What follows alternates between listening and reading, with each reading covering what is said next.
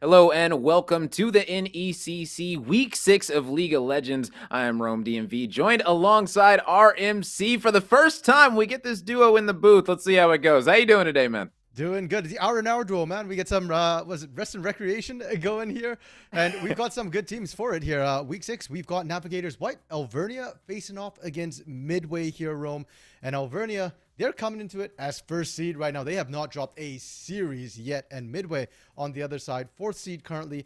3-2 scoreline, not quite as good as Alvernia's, but they're a scrappy team, and I'm looking for them to potentially hand some losses over. Yeah, and I mean, that's the great thing about, having a couple losses on your record is that you can take something out of those. You can learn something from it. You can figure out where you messed up at, all that good stuff. When you've been winning, I mean, who's really to tell you where you've been messing up? You might be True. feeling like you're good to go. You might feel like you don't need any practice, all that good stuff. But this squad in Midway might be able to come in and upset them. We just got to wait and find out. I mean, it's early on. It's week 6. I mean, right here, we get to see exactly how much adjusting this team's going to be able to do right now. I got to be honest, though. I do think that Alvernia are probably the favorites to win this. But in my opinion, I think that Midway, if they can find a way to draw this thing out and send it to a late game scenario, they might be able to steal this away from Alvernia. It's very interesting to see, though. Yeah, potentially. And I've actually not had the pleasure of casting Alvernia before, but I have had the chance to see Midway play. Midway, they're a scrappy team, man, and this is a team that plays together as a team. They tend to win together or die together. So, I expect to see them play around the GOAT, their AD carry here, their highest ranked player. And if you give him something slippery, something like an Ezreal maybe, something like a Vayne, he can definitely kite around a lot of these team fights, maybe win some of those. Alvernia, though, even though I haven't seen them before, their record speaks for itself. And I've been told specifically 2 players really stand out. Ratchakos, their in-game shot caller, and jungler. He makes the action happen. And Shibuki Ran, their AD carry here, she is a key component for the team. And she's actually going to be graduating after this split. So it's kind of her last split here in the NECC, her first and last. So I've been told. So looking forward towards her really showing what she's got. They've dominated so far here. They want to keep this going, bring it into the playoffs, and go as far as they can. Well, shout out to Shibuki. Let's go ahead and see how far, she's going to be able to go with this squad here in this season. I mean, they want to go out with a bang, and I mean, they've started that off definitely in this league so far. And I mean, right here, right now, they're just going to have to be put to the test yet again. This time by Midway, who's currently 3-2, and I mean, that's not anything to be looking at them as like a pushover team. Like they're still going to be coming into here giving you a very, very good matchup. So Alvernia is going to need to be on their toes. Yeah, and rather than looking at that 3-2 record here, Rome, I'm looking at where they're sitting in their division. They're sitting 4th in their division here, so there's only 3 teams above them. They are definitely a strong team here. It's just that the group seems to be very mixed. There's a lot of potential in this division here. So 3-2 already shows you that they're cut above. Now we are into the picks and bans here, and it will be Alvernia on the blue side, Midway on the red side. All right, so go ahead and get this one going. I mean, looking at the bands already coming out, I mean, the Pyke, the Lulu, double support bands already. I mean, I do like that. If you don't, this is the thing about support bands is a lot of times with support bands, it's something that you either don't personally like playing against or you're a target band. So in my opinion, these ones I don't like playing against them. Lulu, we know how strong Lulu can be, making that ADC extremely good late game team fights, even early game. And Pyke, he can just be extremely annoying to deal with if you're just, not a fan of playing against him. So definitely not surprised at those 2 getting out of here. Yeah, and Yogurt Bomb, prolific Pyke player as well, so they really want to make sure you don't give that bot lane something aggressive to get the GOAT rolling. Top lanes, though, we are seeing them picked in. McFluff gonna get that Maokai that he's been doing so well on. Great team fight, disengager, and follow up as well. And on the other hand, we're seeing that Midway, they're going in for the lane, they're going for picks. They've got Urgot, they've got Vi, they're picking Malzahar here. A lot of single target damage. Yeah, I mean, I'm looking at this one right now. I like it, but I mean, at the end of the day, it can definitely be punished for sure, at least so far. I mean, I like the Vi as well. Oh man, the Mouse has a lot of lockdown. I'm trying to decide which team comp I like so far better. And I mean, it's kind of up in the air because, I mean, I'm looking at the blue side. They've got a lot of lockdown on their side. On the red side, they've got lockdown as well with the Mals and the Vi. So, oh man. Oh, but that Leona pick, that one might send it over the top. Yeah, Alvernia definitely indexing very heavily into team fighting here, Rome. Every single champion on their side really good at having multiple AoE lockdowns, except for the Kaisa, except for Shibuki Ran here, who has the Kaisa to be able to run down that Ezreal. We had mentioned, the GOAT very good on these sort of slippery style champions. Well, Kaisa doesn't care if you're slippery. Killer Instinct, just dive that backline, find the target, hunt you down. You can't run away from that. But Midway, they've gone the opposite direction. They don't want a team fight with this composition here. Urgot, that's a lane bully. In team fights, not as strong. The Vi Malzahar that you were mentioning, Rome, really good at finding a single target, locking them down, absolutely punishing them. But again, not a lot of AoE damage. And then the Nautilus Ezreal here. Nautilus is good for AoE, and I'm looking at that as sort of their main disengage with the depth charge there. But it's the Ezreal who I'm really, really keeping my eyes on for the GOAT. He's got to kite around. He's got to make sure he doesn't get caught by anything. And if he survives, maybe Midway can win a team fight, but I don't think Midway want to pick a team fight at all. They're trying to set up death bushes, find that single target that they just eliminate right away, and then maybe you look for a 5v4, maybe you look for 5v3. Yeah, precisely. Turn those picks into drags and all those things. Anytime you got a Hecarim flying around the map, that's going to be super annoying for the enemy team, especially if he's going to be prioritizing those dragons and those Rift Heralds early on. We could definitely see this Alvernia team snowball this one out pretty early with their team. I mean, this is the thing. If that Maokai is just able to, have some fun down there, just keep on roaming and controlling those bushes. Let me tell you, as a player that plays support, I got like 800,000 mastery on Soraka, by the way. You know what I'm saying? As a player that plays Soraka, Maokai is so annoying because he just throws those things in those bushes and you can't do nothing about it. You just got to go there and then you got to run away and you look really foolish and it hits you anyway. And shout out to Maokai. But regardless, it is very annoying to deal with a Maokai if Maokai knows how to play his champ well. So we'll see exactly what this squad's going to be able to do down there in the bot lane. I'm excited for it regardless. Or excuse me, actually, the Maokai gonna be going up top. Wow, my goodness. Wow, yeah, that threw me off right there. My bad. Every time I see Maokai, usually I'm like thinking immediately it's support nowadays, just because a lot of times that's where people roll with it. But hey, top lane, big bully up there to deal with that or go. I like it, man. They're it's got a lot on its hands up there now. I'm liking this comp. Yeah, and you know what? Hey, the Maokai can still go to the bot side with teleports past 14 minutes, right? Like just dog power in the bot lane. And I'm expecting them to kind of just group up anyway. So I don't expect to see them leave the Maokai on an island for too long. You don't want to, because Urgot, like we said, is a massive lane bully. He's got 8 legs, 4 guns, however many, damage threats. And Maokai is really going to struggle against that Urgot, especially once Urgot starts picking up some lifesteal as well. So for Alvernia, as quick as you can, group up as 5. That's where your strength lies. We already harped on how much AoE CC they have here. Midway simply cannot match. And so for Midway, I'm looking at their early game here, right? I'm looking at their jungler, Denazi, to try and kick things off, right? If you can find some ganks, if you can get your lanes ahead, then you just don't group up, and then you kind of just pressure in multiple lanes, and Alvernia doesn't get to group up as well. If they group up, just fall back. You do have stall. Malzahar very, very good at just clearing ways from safety. Ezreal, again, another very, very safe champion. So very different styles, Rome, and that's fun to watch because very different win cons for them to come through. I want to see some strategic play in our match 1 of the day. Yeah, and I mean, you were speaking about it with Alvernia. I mean, Rachiko's being their IGL and their shot caller, and also their jungler.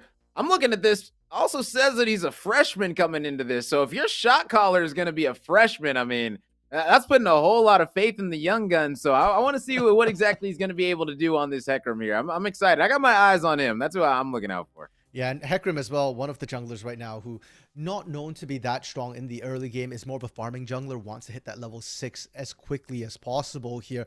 And then you start ganking around, but you look on the other side, Vi, same thing, right? Like you want to hit level 6, you want to get that Assault and Battery ready to go as well with that ultimate. So definitely going to keep an eye on both of these junglers. Maybe we see Rachiko's invade because Hecarim clears faster. And if he's sneaky about it, he starts on the enemy side. He can get out there before Vi even knows that she got her jungle stolen.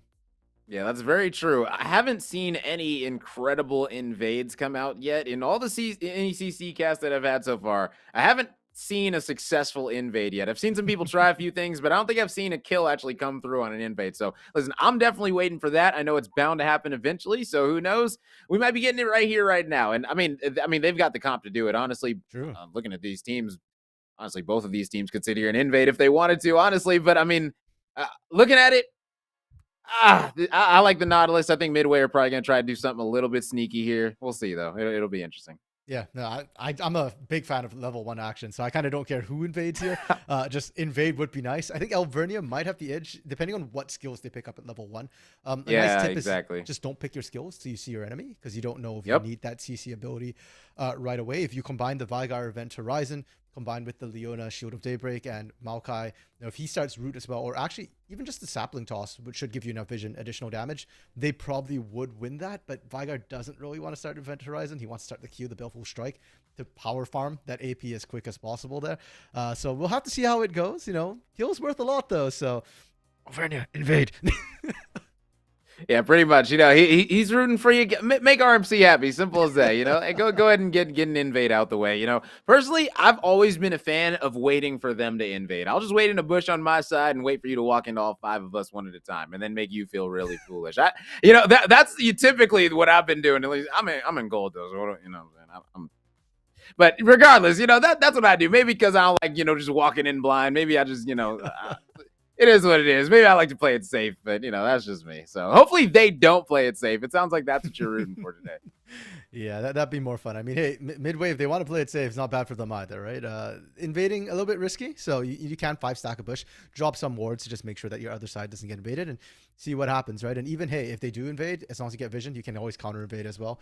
We'll have to see how that particular one goes. But Rome, we've been focused very heavily right now on the sort of early game level 1 action here.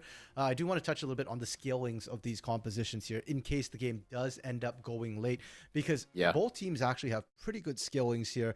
There is the Vygar on the side of Alvernia here. For Trucker Donkey, it scales infinitely with the passive as well, and you can farm the minions of Malzahar very easily. And on the other side, Midway, they've got the gold on Ezreal, and I was hyped when I saw that pick. Ezreal scales great, and at the end of the game here, I'm a little bit worried that they might struggle to catch this very slippery AD carry. Yeah, I mean that's definitely something that they've got to be able to watch out for late game. I'm looking at this one. I think it's going to need to come out. I think it's going to need to be a nice early start for this squad in Alvernia, simply because if they let this team snowball, I mean, you don't want this Ezreal to get ahead late. If you can keep this Ezreal tied down late game, I mean, they're just not going to have enough damage, in my opinion, to deal with Alvernia late. I mean, I just think Midway right now, they're going to have to rely on this Ezreal to really be the backbone of their team fights and do a whole lot of damage and be as slippery as you said. But I mean, when Nautilus ults, when Hekrum's flying in there looking for you, when Vygar's putting his cage, when Leona's trying to lock you down, it can get very, very difficult. So I want to see exactly how slippery this Ezreal is going to be able to be. 100%. And just touching on some summoners here, interesting that we see the exhaust on the goat here. That's a very specific no heal summoner, yeah, and that's to deal with Shibuki Ran, right? When Shibuki goes in, you exhaust the Kaisa. You're not trying to get that heal here. You're not worried about really anything else, but anybody who gets close to you, and you kite away. So I love seeing that with the first strike as well. That tells me Goat's looking to play aggressive. We didn't quite get to see level 1 invade here, Rome, so I'm hoping lane aggression makes up for it. Yeah, exactly. It's all good. No action. I don't know if it's the Rome curse or what it is, but so far, I think I'm only 0 for 8 or something like that in games. But who knows? One day I'll get an invade in NECC that works out. We'll see it one day, hopefully here soon. Yeah, now both junglers starting opposite sides of the map. Denazi on the bot side here, so probably looking to gank either top or mid. I like the idea there. We touched on the fact that Feel the Truth on this Urgot going to be very, very strong. Should have control of that lane, so throw a gank in, more likely to succeed. And Ratchiko starting top side. I think the Hecarim, though, might not necessarily be looking to gank the bot lane, just trying to power farm as fast as you can. Hit that level 6, and then your ganks get that much more effective. Yeah, I mean, you can see right now the Leona and the Kaisa, they're fine with pushing this one up. So as you stated, probably not going to be a gank coming out. And I mean, this is the thing. If this Hecarim is able to full clear and then maybe run to mid, I mean, this could get very interesting if this Malz isn't going to be ready for it.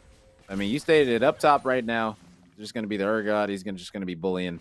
Feeling pretty good. Yeah, kind of as expected. And pretty even so far in the first couple of waves here. We're not seeing really a lot of trading. And as I say that, of course, bot side Nisifus kind of getting caught out a little bit in the middle of a wave is going to get chunked. And as a Leona, you don't want to be low on health here. If you go in, you don't come back out.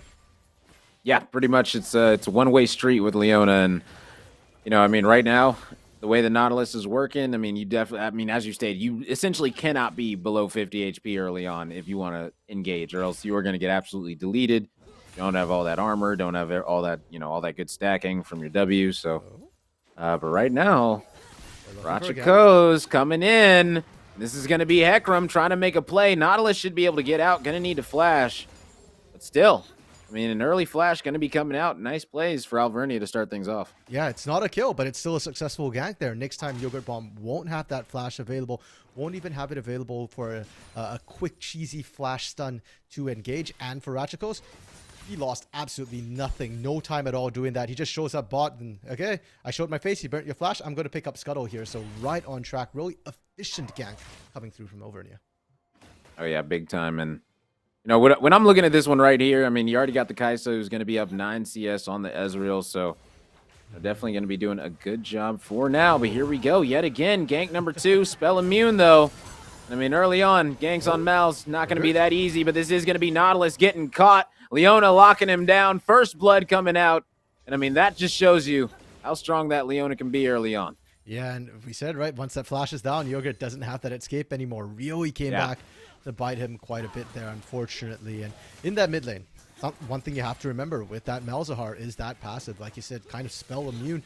You block any sort of CC for about 0.5 seconds on the first attack. So ideally, you kind of need to land some sort of damage before you get that devastating charge onto him there. Didn't quite manage to do it, but Halburn is now completely out of mana. Doesn't have TP on this Malzahar here, so there's an opportunity to try and punish. Halburn can't match Poke against Trucker or Ratchakos if he wants to revisit that lane. Yeah, and that's the thing is, I mean, if Ratchakos, if he goes back, I mean, I hate to use the word camp, but it just might not be the worst idea at the end of the day. As a top lane, I was about to say, gotta watch out. You're going to be Maokai right now, because we talked about it. That our god is no joke, especially when he hits 6. I mean, good lord. I mean, it's going to be very, very rough for this Maokai. But, I mean, 10 CS lead currently. Things are looking pretty good up top on the side of Midway.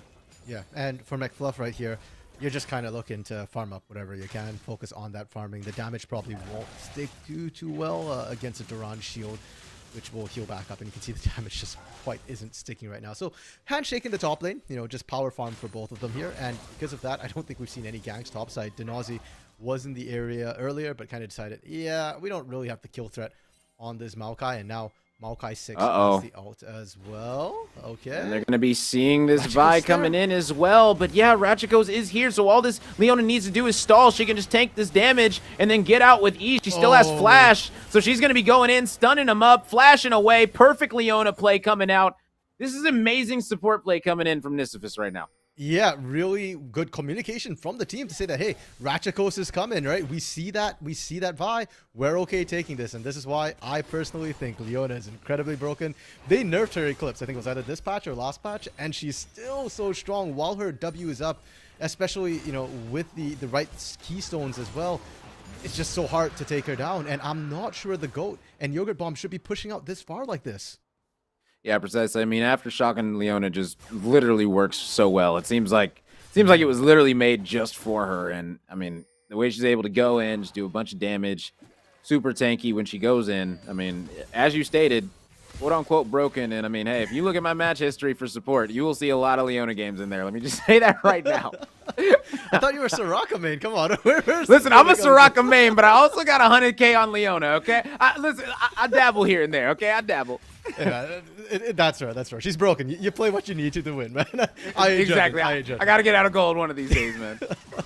Fair enough. And this bot lane, right? That's both kills for Alvernia now. In this bot side, we said before that the GOAT needs to be a big carry for Midway, but the GOAT's getting set further and further behind. And Shibuki Ran, she's starting to accelerate the pace of the game. Once she picks up her first mythic here, I'm honestly kind of worried because I think we're probably going to see a Gale Force, and Gale Force plus Killer Instinct. Ezreal might be slippery, but you can't run away from that much chase down. Yeah, and they're on a ward. They didn't clear this, so I want to see how Midway are going to play this. Are they going to try and call for a gank? Say Vi come down, Vi's across the map. So I don't think that's going to happen. Yeah, it's just going to be Alvernia walking back in the lane. Okay, yeah, that was interesting. That was definitely an interesting play. Definitely want to be clearing that one out with a sweeper, but looks like no sweeper is going to be coming out on either side yet down here for these supports. So don't think any bush camping is going to be working out. Yeah, no, they're just waiting for those support items to start coming through to get the awards before they start switching to those sweepers here. And yeah, the goat and yogurt, they don't need to play aggressively. They're happy to let the wave kind of push into them and just farm under turret. With the sheen as well for goat, there's Leona's 6. She's gonna go in. Nautilus isn't 6. If this is me, I'm going in right now. Like Nautilus is not. No. Why didn't you just ult? Just ult. Lock him down. It's fine. It's fine. Get It's the only like 15 Nautilus. seconds. Yeah, it'll be back. Oh man, another beautiful gank gonna be coming in. Beautiful fear. Gonna be forcing the flash out mid, and that is gonna be big. Look at up top. My goodness, a 20 CS lead currently. Yeah, and that's going to continue, right? We said, as far as McFluff is concerned, as far as Alverno is concerned, you kind of want to get McFluff out of lane as soon as possible.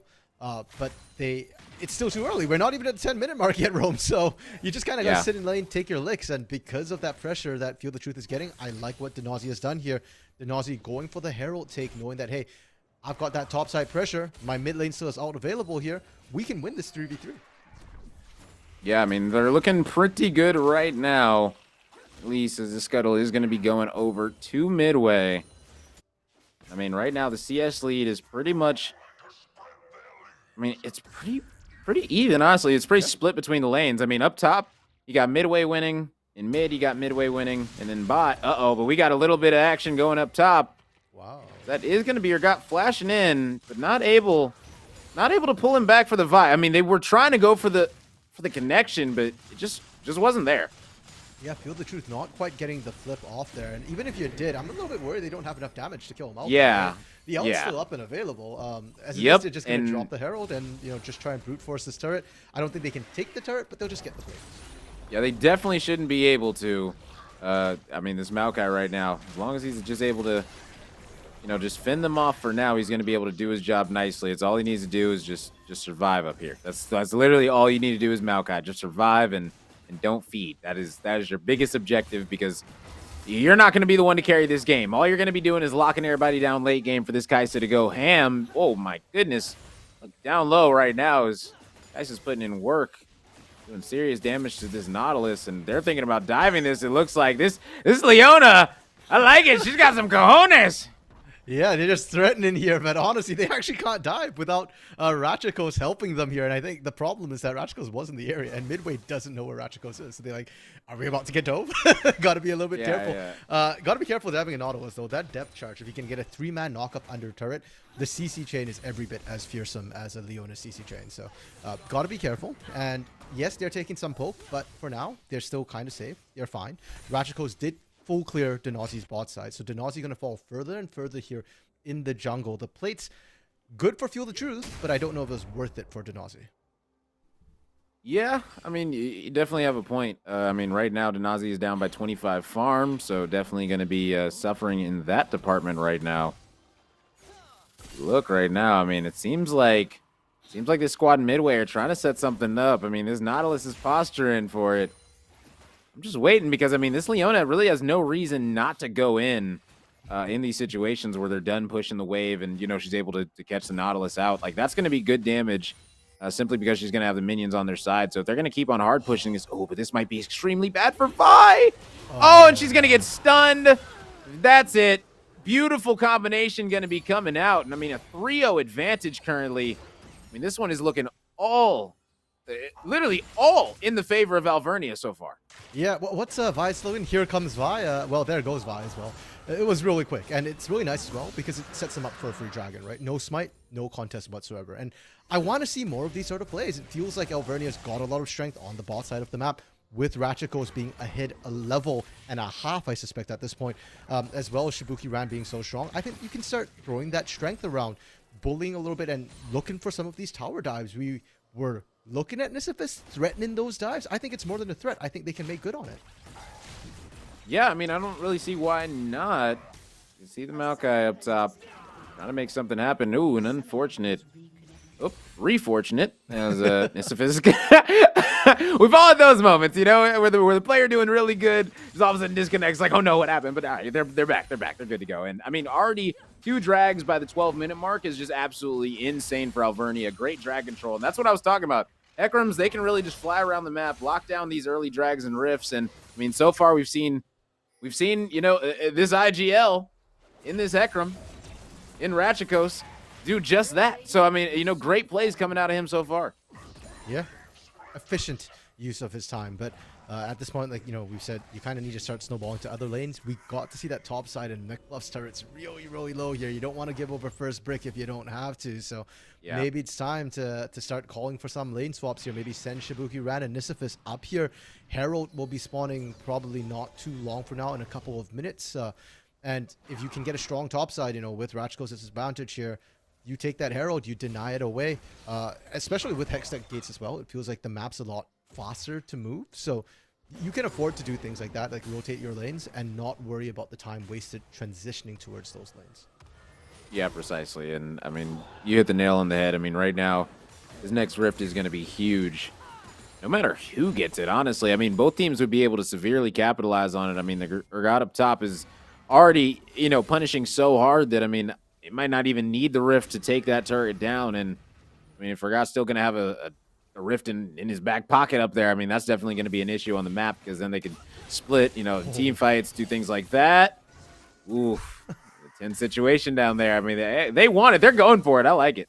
Yeah, I mean, the fact that this has got into melee range of the Golden Yogurt was worrying, to say the least, for midway here. But I'm actually more worried right now for Alvernia's top, because Dzazi is now topside. Hullbreaker completed for Fuel the Truth here. They can easily brute force this topside.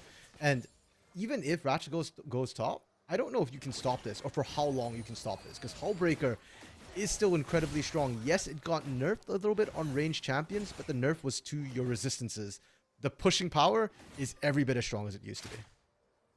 Yeah, Hullbreaker is definitely a problem on the map. I mean, anytime you got somebody that's going that, you know, two things. You know, one, you're going to need to play your side lanes correctly, or else they're going to be able to really punish you for it. And, I mean, the second biggest thing is that you need to start playing your objectives well.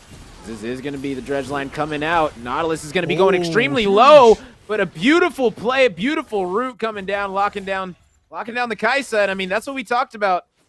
I mean, Ezreal a lot slipperier. Yeah, the goat on the board, and you didn't have to be slippery there. You just had to stand and fight, apparently. Divine Thunder really, really strong, and that was the exhaust coming out onto Shibuki Ran immediately. This is what we're talking about with that exhaust versus the heal.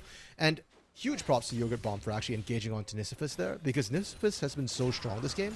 But good note to keep in mind is that Leona can clear a ward by auto Q auto, but it means you don't have stun available. Ratchet goes trying to return the punish. I mean, right now, another situation where I feel like, you know, they got a little bit greedy there. You know, I feel like they could have just backed up, been fine with the kill, but I mean, great play yet again. Is Ratchikos, I mean, literally doing it all for this squad, it seems like right now.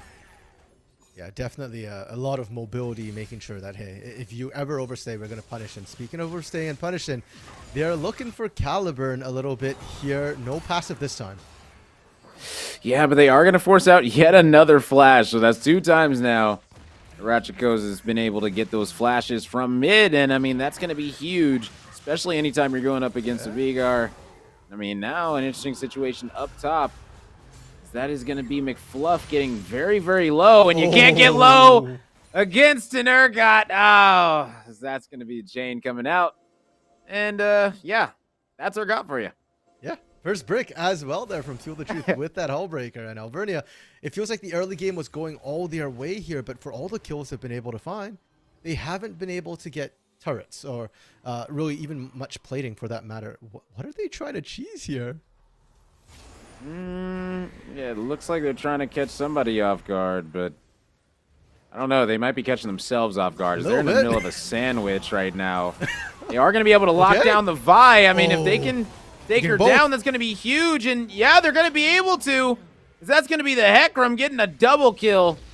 The TP is going to be coming out, and I mean, they're going to be going straight toward this dragon. Going to be making sure they get this soul point. I mean, this is huge. I mean, yeah. My goodness, and it's Hextech. Like, this is big.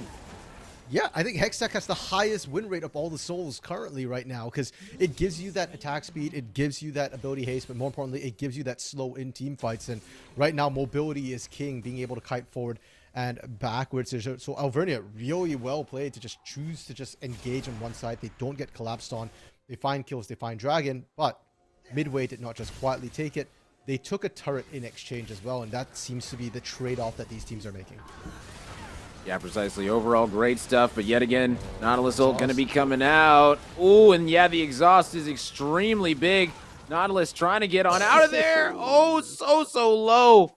Barely going to be escaping with his life is going to be Yogurt Bomb. Definitely going to be happy to get out by the skin of his teeth. Yeah, but now Midway can't defend this. If they stick around, they're going to die.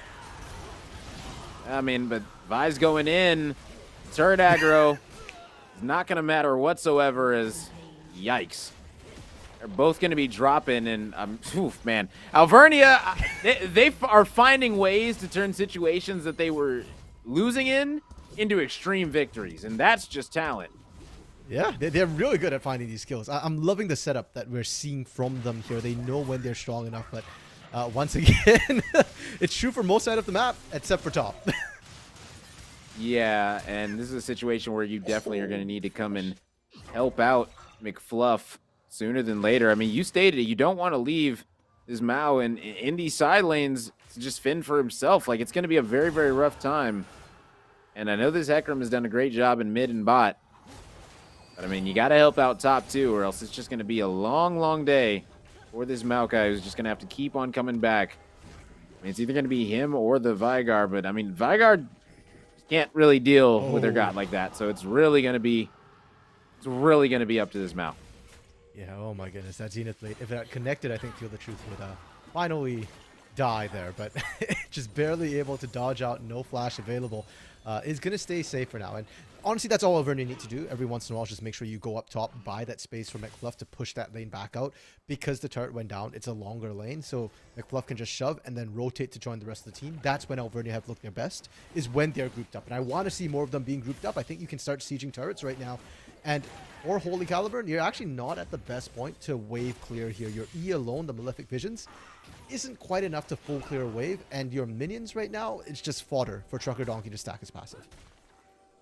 Yeah, pretty much. And, I mean, it's essentially a situation where, I mean, right now, Alvernia are essentially ahead in every way. They're ahead in kills, they're ahead in drags, but there's still a chance on the side of Midway. It still feels like they're in this game in a way. I don't know what it is. It just feels like one team fight could really turn this thing around. I think it's because of this top lane. I feel like that's the main reason.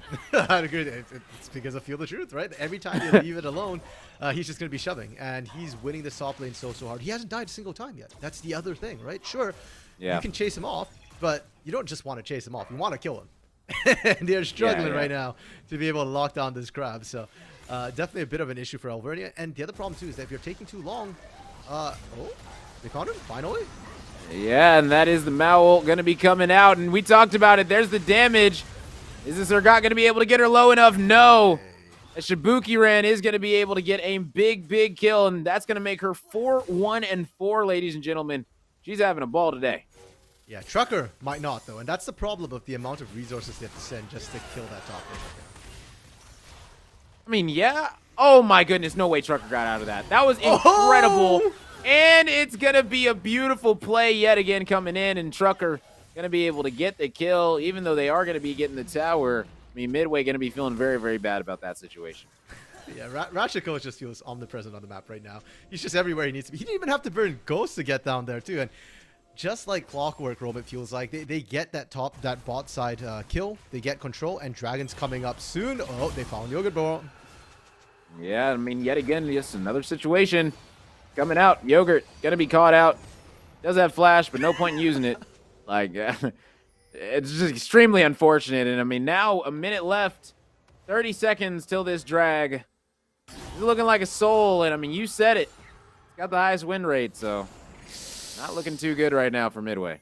Yeah, this is really rough because I think that's all that Alvernia really need to tip things into their odds. Rachiko showed. Oh no, they're trying to set up the ambush on anybody who walked in, but because Rachiko was poked out, Caliburn's like, yep, no, I'm not walking into that. They're trying to group up. You can see them sending everybody here. Fuel the Truth walking down as well here, and I need to start seeing some wards because they're going to need to call that TP from McFluff here, and they're oh that ward survived. Okay. Yeah, it did, but I don't know if Downsy is going to be able to. Denowsy does go down. Feel the Truth goes down as well as, I mean, they're going to be feeling the pain, the suffering, everything that Alvernia is going to be laying on them because that's going to be the soul. That's most likely going to be setting up the end of this game. 23 minutes, Rome. It took 23 minutes for me to feel confident in Alvernia, despite the fact that they came out of the gates swinging here. But yeah, now it's looking like even Feel the Truth is starting to fall behind now. 2 deaths in the last 5 minutes. Alvernia takes Soul. They're going to take Baron. And for Midway, good luck trying to stop the show. Yeah, going to be very, very difficult. I mean, this one's going to be going down in a hurry. And, ooh, man, yeah. Mal's not going to be able to steal this one. I mean, unless he gets extremely lucky. And yeah, that's not going to be happening whatsoever. And they're going to go ahead and back away. Oh, man, this is scary. Baron pushes with Hextech. This is dire straits right now for Midway. Yeah, the only, or not the only good thing, but the main good thing for Midway right now is the fact that they've only lost 1 turret on the bot side of the map here. So there's still a lot of turrets for Alvernia to chew through. Yes, it is standing gold, but at the same time, you're not at risk of just losing an inhibitor and then suddenly having like a bleeding lane in one of the lanes here, right? You can still take your time, slow down the shove. The wave clear from Ezreal and Malzahar is still pretty good. Feel the Truth can still sit on a side lane and stop the 4-1 split push. McFluff still can't handle him even with Baron buff here. So it's a question of how effectively Alvernia can just group up and force some of these. Look, at the end of the day, the McFluff should be able to hold him off in top lane. If you want to go in 1v1 me up there all day, I'm fine with that. My team is going to be pushing, and you're not going to be able to do anything about it. Like, look at this. This is just a situation where they're going to be bullying the mid. Collapsing. Yeah, this is their gut. They are, and Mao isn't there. Mao doesn't even have TP. This is going to be a straight-up 4v. And the Kai'Sa is going to be going in. Oh, my goodness, absolutely deleting him. Ezreal ult is going to be coming out, not going to be connecting with much. And oh, my goodness, the cage is going to be locking him down, ladies and gentlemen. And that's going to be a triple kill coming in for the Hecarim. For finally, Ratchikos does finally drop. First death of the game, but I mean, 9-1 and 5. Good Lord, ladies and gentlemen, 17-4. This one's looking all Alvernia. Yeah, so I like what Midway was trying to do with the collapse there, but remember, vision saves lives, ward saves lives, right? And they saw the collapse coming in, and they just picked the side because it's a 3-1-1 collapse. They just collapse. They returned the collapse onto one of those one players. So what should have been a 5v3 ended up becoming a 3v4, and with the gold lead that Alvernia have, they can take those odds. They can fight that here, and suddenly, yeah, mid lane, they push all the way in. They're going to continue. They have another minute of Baron here, so they're just going to use it.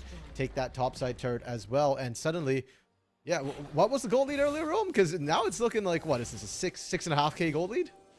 Yeah, it's not looking too great. I mean, the top lane been bullying, but that gold is not going to be enough to even this one out. I mean, it's really that I feel like it's the soul that's really not going to give him much of a chance in these team fights. You saw how the Vigar was just able to come in, clean everything up. I mean, and also Shibuki ran just coming in 4-1 and 10. I mean, 10 assists right now on this ADC. Really just letting this Hecarim have fun. Just this Hecarim is really enjoying himself. Yeah, and the as freshmen should. True. Yeah, I mean, if you're an in-game shot caller, you know what? Right. Make your shot caller happy, and they'll shot call better, I guess. they feel more confident going in. It certainly has worked out really well. In fact, that was Ratchikos' first death this game, in that last fight there when he overextended a little bit. That's how strong he's been. And for that matter, Trucker, Donkey, up to this point, has yet to die on this Vygar. Did I jinx it? Are they going to be able to collapse? Nope, left us there. Yeah, definitely going to be a sticky situation, and oh man, that's a lot of damage going to be coming out, and finishing her off. Trucker is absolutely getting huge right now. Leona going to be able to tank up everything under the sun. I mean, it doesn't matter what lane we look at, it's all Alvernia every way. Rome, can I just point out, using the Vygar ultimate, the Primordial Burst, on Denazi there, who was like, what, 100, 200 health? That was completely unnecessary. Is it going to Yeah. matter, though? No. It's going to be back off cooldown for the next fight anyway. So spell points to Trucker Donkey. And this bot side, they're just pushing, and they're going to look for more kills. Yeah, and yeah, it's just another situation. Oh my goodness, absolutely deleted. Double kill again coming in for Ratchikos is, I mean, if another one is going to be able to come in is feel the truth, going to be feeling the pain of the horsey. This is a wild freshman on the loose. Yeah. Feel the truth? You can't handle the truth right now. At all.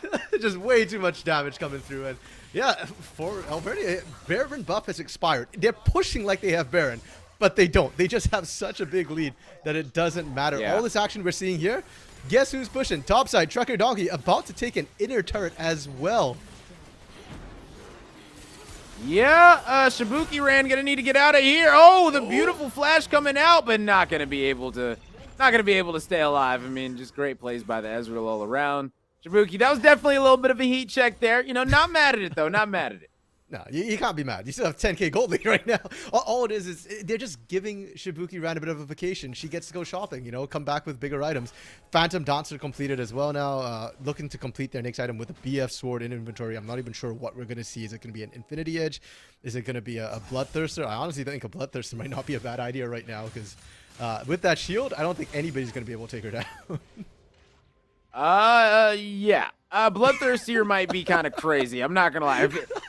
I'm not Gotta mad at protect it that though. KDA. You know, Gotta protect that KDA. ever since they added crit to Bloodthirster, I've been a fan. You know, I've been like, all right, bet. I don't know why they did it, but hey, they did it, and I love it. And now there's a lot of damage going to be coming out as Trucker Donkey going to be picking up another kill. And oh my God, Ratchiko is going to be able to dip on out of there with his life still. Now the question is, are they going to re-engage? Because I mean, this front line is pretty chunky coming out.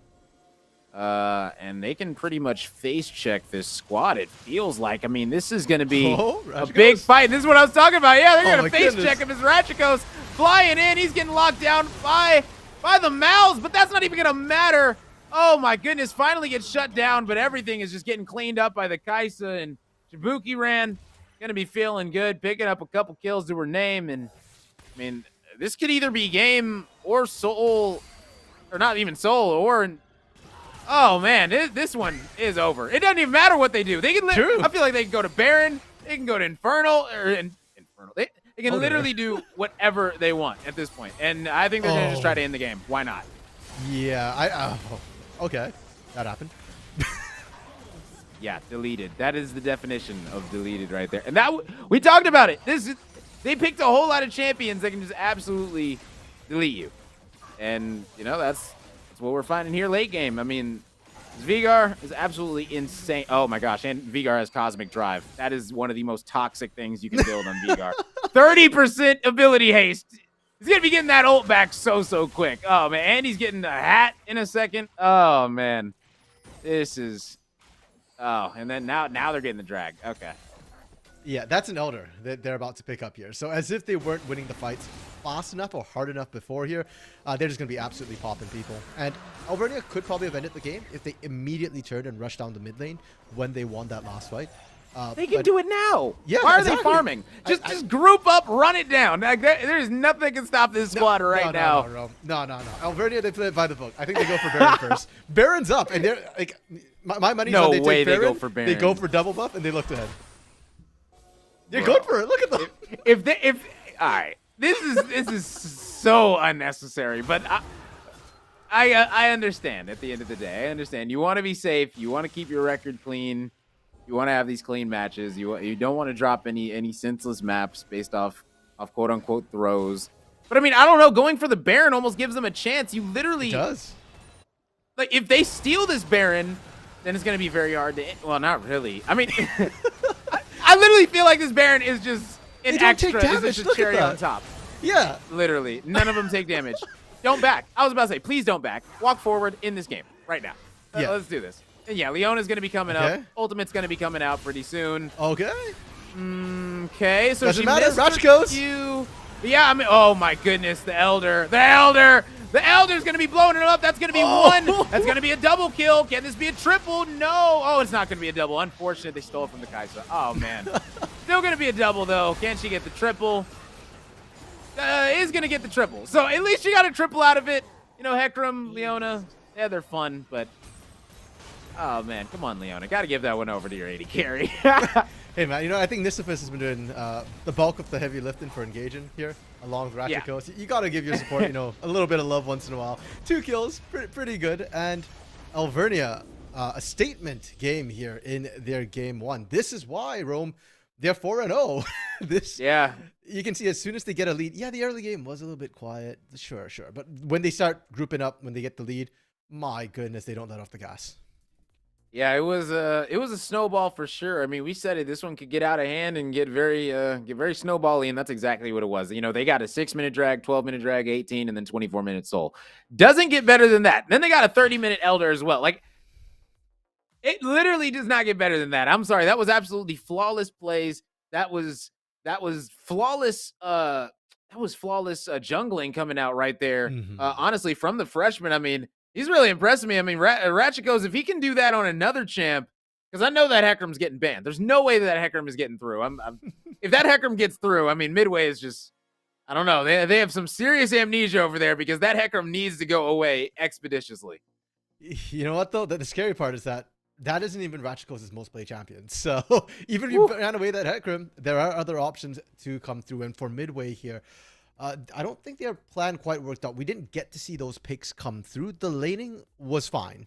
In fact, I think putting Feel the Truth on that Urgot is something they can run back into game 2 if they so wish.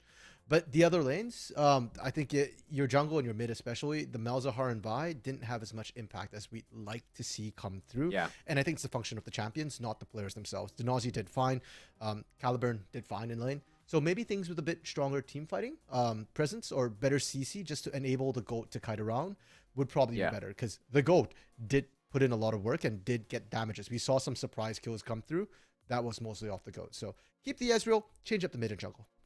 I mean, you said it. I mean, the Mal's wasn't really effective. The only time that I saw the Mal's really be effective was at the very end when Hecarim just went in full sended into 5 people. You know what I'm saying? Like, okay, then you locked him down. You guys were able to kill him, but it didn't even matter. You still got 4 of your members wiped. So, I mean, right now, you're just going to have to come out and be better at the end of the day. I don't know what this squad's going to have to do. They're going to have to figure out what I mean, you said it was the mid and the jungle that they're going to need to switch out. I mean, I think they're going to need to switch out the Nautilus too. I'm going to be honest. That Nautilus against that Leona was just not it in that bot lane. I mean, that Leona was just having a field day for sure.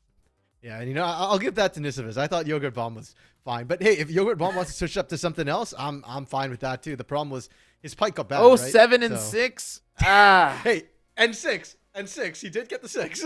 But against 2, 3, and 20, I mean, come on. Like, that's, I mean, you know, his levels to this, man. His levels, you know, and I don't know, man. I don't know. Right now, it's not looking too good for Midway. That's all I got to say. I don't know. They're going to need to switch something up for sure. I mean, you says the mid jungle. I think it's the mid jungle support. Maybe even a little bit of ADC action. Who knows, man? I don't know. Sure. Just switch something up. And I guess, Rome, with that, that'll be our parting thought. We'll throw to a quick break here while the teams are getting ready for game 2. And hopefully our wish comes through and Midway switches something up here.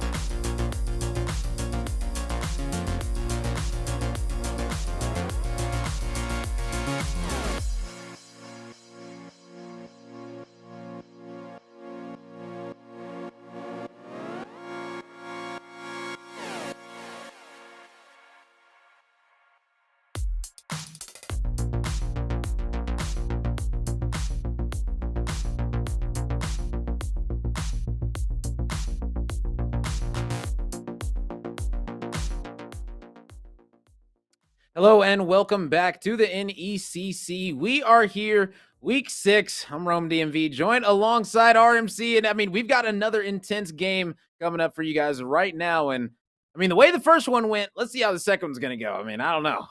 Fair enough. Yeah, Alvernia, you don't need to fix what ain't broke, right? So I want to see them just run the same draft back or as much of it as they can. And for Midway here, we left you in the parting thoughts that just change something, change anything, change everything if you can here. And it starts with the bans. I want to see them ban out everything that worked for Alvernia in the first game. I'm thinking, ban that Leona, ban that Hecarim, because Nisifis and Ratchikos, man, these engagers looked so good last game. They looked absolutely incredible that entire time. That's what I was looking at. I mean, honestly, this is the thing. When the combination is clicking that hard between your jungler and your bot lane, it is going to give you so many problems. I mean, we saw it didn't matter that the top lane was lost. That didn't matter at all to the end of the game, like whatsoever. So, I mean, the fact that they can already show that, they can have that type of prowess is just absolutely incredible. I mean, just beautiful things all around coming in from this squad. I mean, they played an absolutely overall incredible game number 1. Yeah, and that's what happens when you pick the Maokai, right? You didn't pick it for lane anyways. It loses, it's fine. You get it out of the lane, it's got value. Here, now, Leona, Veigar, Karma banned. It is going to be Midway on blue side, pardon me, I should mention that. Alvernia on the red side. So, Midway banned the Leona, which we like, banned the Veigar, which I think we can understand, but they did not ban the Hecarim. Oh, my goodness. And now, I'm guessing locked in first is going to be Warwick. Hello. All right. Hello there. How you doing, Warwick? That was a little bit of a... I think that's a mistake. Yeah, there you go. If there is someone to play Warwick, it should be on the side of Midway. If I recall correctly, Denazi plays Warwick. So, yeah, like, as far as I know, Warwick... Alvernia plays it, so... Yikes. Okay, well... Warwick from Arcane, right? Look, I guess we're going to be restarting that one because I guess these players just weren't ready for that. I don't know how... We were ready for that. Yeah, we were ready for that either. We thought they were good to go. We thought these players were ready, but I mean, who knows? Maybe they got to rethink something. I don't know, but give themselves some more time. Either way, definitely a funny situation coming out for sure, but... We were just waiting for the Hecarim to be locked in. So here we go. Let's redo this. All right. So our guess is the Hecarim is going to get locked in. Let's wait and find out. I mean, part of me is guessing that maybe they made a mistake in the bans. They should have banned Hecarim instead of the Karma. Probably not, though. They didn't stop the draft right there and then. So, yeah. So, I mean, from what we saw, the Yone, Vladimir bans. The Vladimir is a bit of a new one, and I'm a little bit surprised that we're seeing the Vladimir ban here. Considering that it didn't come out in game 1 and there's nothing in the sort of match histories that I was prepping for that makes me think of Vladimir would be an issue here. So we'll have to see if maybe the teams know a little bit more, maybe they scrim together. For now though, Mundo being locked in, or as the producers like to call him, Thanos, being picked up here. Yeah, shout out to our producers, man. He said don't call him out, man. Oh man, we're gonna go ahead and call him out anyway, man. Shout out to him. Well, let's go ahead and look at it. There it is, the Hecarim locked in. We knew it was going to be coming. Yep. But there is still going to be the blow-up capacity. Not going to be... I mean, they do have an Annie. So, like, Annie is known for just blowing people up on the map. The same way that Veigar was able to blow people up in last game. I mean, this time, on the other side, they said, you know what? You had fun. And it looks like Holy Calburn is going to say, you know what? Let me go ahead and take that Annie. Let me go ahead and try to blow people up myself. Get that Veigar out the way. And I'm interested to see what mid laner is going to be chosen. Yeah. I mean, we see the Zillion on the other side here. And Zillion Annie, that's an ancient matchup. That was like season 1, season 2 matchup. Basically, it's just kind of Zillion zone controls and then runs away anytime Annie runs at him. Because Annie is not the longest range. So interesting matchup. I do like it in terms of speeding up your own jungler, though. Hecarim got to go fast and it's going to go super sonic fast here. And you get to counter the Viego for Denazi as well. You just drop that chrono shift and suddenly Denazi can't get his resets going. Yeah, I mean, I'm looking at the overall compensation of these two squads, and gotta be honest, yet again, I'm liking Alvernia. Overall, I'm loving it, actually. Putting the bombs on the Hecarim's back is going to be an absolute treat to witness. Yes, there is going to be the brand coming out, but I mean, all that damage, the Zillion, should be able to keep this Jinx alive and this Hecarim and this Nautilus whenever they do dive. So, oof, man, this is a spicy composition though. And is this Zillion mid? Yeah. Ooh, that's spicy. Okay, I was assuming that the Zillion was going to go in the bot lane, but you know what? If they're going to send it in the mid, I'm all for that as well. Why not? Yeah, I mean, we already touched on that matchup here. It's easier to speed up your Hecarim as well when you're in the mid lane because Ratchakos is gonna, pass by the mid lane, get that speed up, get those ganks off. It's pretty much free here. I will touch on the midway draft though, because I actually like the midway draft quite a bit here. Yeah. My only concern is, of course, that Viego going to struggle to get some resets from Zillion. But other than that, I do like what they had drafted. The Brand Annie combo, the Arsonist, the Pyromaniacs coming through here. There's a lot of AoE burst damage coming through. And if you get all Valvernia low, it allows those resets to come through. And Chrono Shift can only hit one target at a time. So sure, you resurrect one person, but Denazi can always just switch to the next target instead. Just pop up with that Heartbreaker. And I do like the Ashe pickup as well. I think Ashe has actually a good laning phase into Jinx. Her volley does outrange the Jinx. And more importantly as well, the Enchanted Crystal Arrow, the ultimate from Ashe, lets you pick the fights on your terms. So you don't have to risk the Annie running in, having to flash Tibbers. You use the Enchanted Crystal Arrow to get the stun, and then Annie can run in, doesn't have to blow the flash, get the Tibbers down. You go in with the Brand, Pyroclasm bouncing around there, and then start the reset. So Midway's composition, much more team-oriented here. And considering what happened last game, I think it's a good change. Okay, all right. Well, you like the change. I'm looking at it. I do like the combination of the Ashe Brand down there. I do think that could be causing some problems early on. But overall, I think once this one gets towards the late game, I think that Alvernia are just going to run away with it. I'm going to be honest. I think that this Annie is going to be disappearing in the mid lane. I think the Hecarim is going to go in, slicing and dicing on his saddle, feeling pretty good about himself. And, the way that he was playing last map, why would they let this Hecarim through again? Like, this is going to be causing so many problems for this squad. I agree with you, Rome. I am very concerned about the Hecarim pickup here. And Hecarim scales incredibly well as well. We'll be able to match Viego's scaling. And yes, the early game, like we said, last game was a little bit slow, right? But for Alvernia, they're fine with that. With the Jinx as well, their scaling this game is going to be absolutely incredible. It's not the infinite scaling of the Veigar, but still, it might as well be, right? The range on Jinx gets so great late game that I don't know how Midway are actually going to reach the Jinx with all those bodies in front of her as well. Literally, congrats to past the Maokai Nautilus. There's still bombs waiting for you from that Zillion. And Zillion speed up. We're talking about it in relation to Hecarim. But you put it on that Jinx, and she basically has a get excited before she even gets kills and actually gets excited.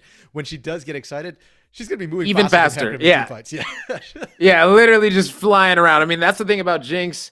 She can scale up so well. Late game going to be a problem. And that's why I said, like, the longer this game goes, the more it's going to be going in Alvernia's way. Midway are going to have to end this one ASAP. And I don't think that the Mundo was the right pick if you're looking to end this one fast, in my opinion. Simply because, looking at it, I don't know. Do you like the Mundo pick? Because I feel like they could have went something a little bit better. I'm just trying to think what, Feel the Truth likes to play in that top side. And he's got champions like Yone, like the Urgot, Cho'Gath, Nasus. And you can kind of see a trend here. A lot of them are scaling champions. Cho'Gath and Nasus need time to go up. Yone also needs time to buy items. Nasus looks pretty good, in my opinion, with this type of a comp. He's another slow champ, right? That's the problem. And if he's like slow scaling, but he could be in the side lanes at least trying to cause havoc. We saw it not work last game, but I think that's mainly simply because I don't really know what the reason was. I'm gonna be honest. Like, it just didn't work out. Like that Urgot had so much priority, it just had nothing to back it up for, like nothing to show for afterwards. So I'm looking at the compositions right now. I want to give Midway hope, but personally, I'm just not a fan of the Mundo. I'm not a fan of the Annie. And you're not a fan of the Veigar. So, or the Viego, excuse me. Yeah. So sounds like we both got Alvernia. No, I do like the Midway composition for what it's got here. I do think it's a good setup for the Viego. I'm just worried because of the Zillion, and I think that was a great counter pick from Alvernia there to pick up that Zillion, to break that combo chain. But it is, risky. Like I said, you got enough targets that you can pick from. You can only sort of out one person. Roll. Do we get to see Double. level 1? They're grouping up. Here we go. Is it gonna finally happen for me? Looks like they are going to be trying to get this interesting play into the tri-bush, but guess what? Nobody's going to be home.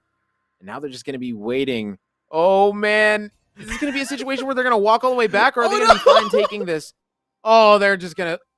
Bro, what are we watching right now? Like, there's no way. And now they're going to back. Oh, no. Oh, this is going to go great for Alvernia. Whatever team ends up waiting the longest in these situations typically ends up coming out happy. But the thing is that McFluff is nowhere near top lane. But where are they going to start? They're just going to start their blue. Oh. Now they're going to walk back. Oh, man. Here we go. Ladies and gentlemen, here it is. I was wondering, 4v3. This is it. The collapse is coming in. Oh, my goodness. Holy is going to say holy moly as he's going to be dropping first. Hecarim getting first blood.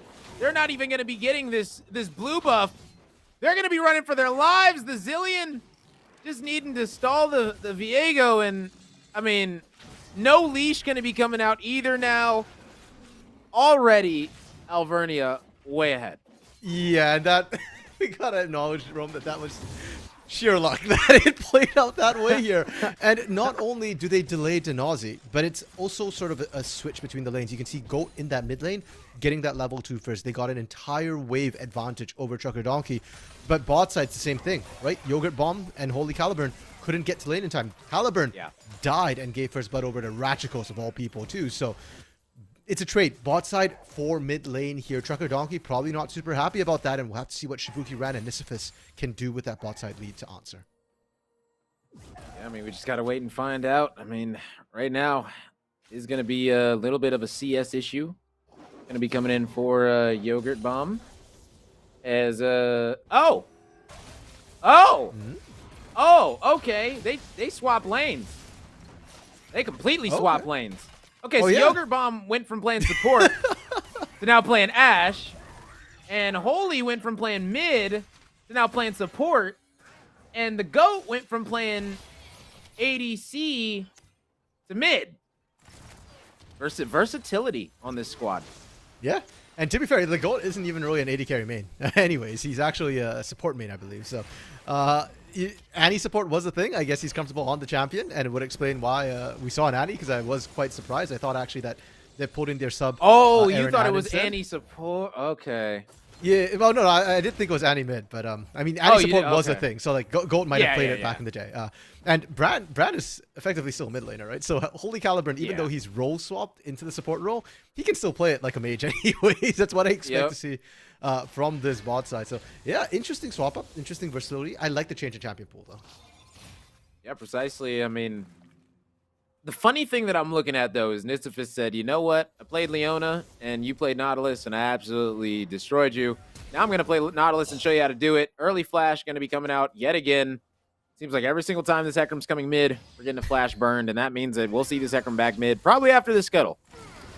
Really efficiently played by Ratchet. I keep saying that last game, but it's true, right? Like, you're trying to transition between points of the map, and you get a gank off. Now, Denazi trying to answer topside. Ooh, good stuff. Yeah, very good one. McFluff is definitely going to be falling here. There's no Flash coming in for him. And that Flash is going to be down for a while. And now this Hecarim, guess what? I mean, you're going to have to answer back. Because McFluff just went down. You don't want to be in a situation that you were in last game where McFluff is sitting here asking for help. But, I mean, at the end of the day, it worked out for you. So who am I to say that is not the game plan? Well, there is a difference. Last time McFluff didn't die to jungle, right? So Denazi didn't get snowballing. And when I look at this composition, I am looking at Denazi to be the huge carry for the side of Midway here. So it is worrying that he did manage to pick up that first kill for the side of Avernia.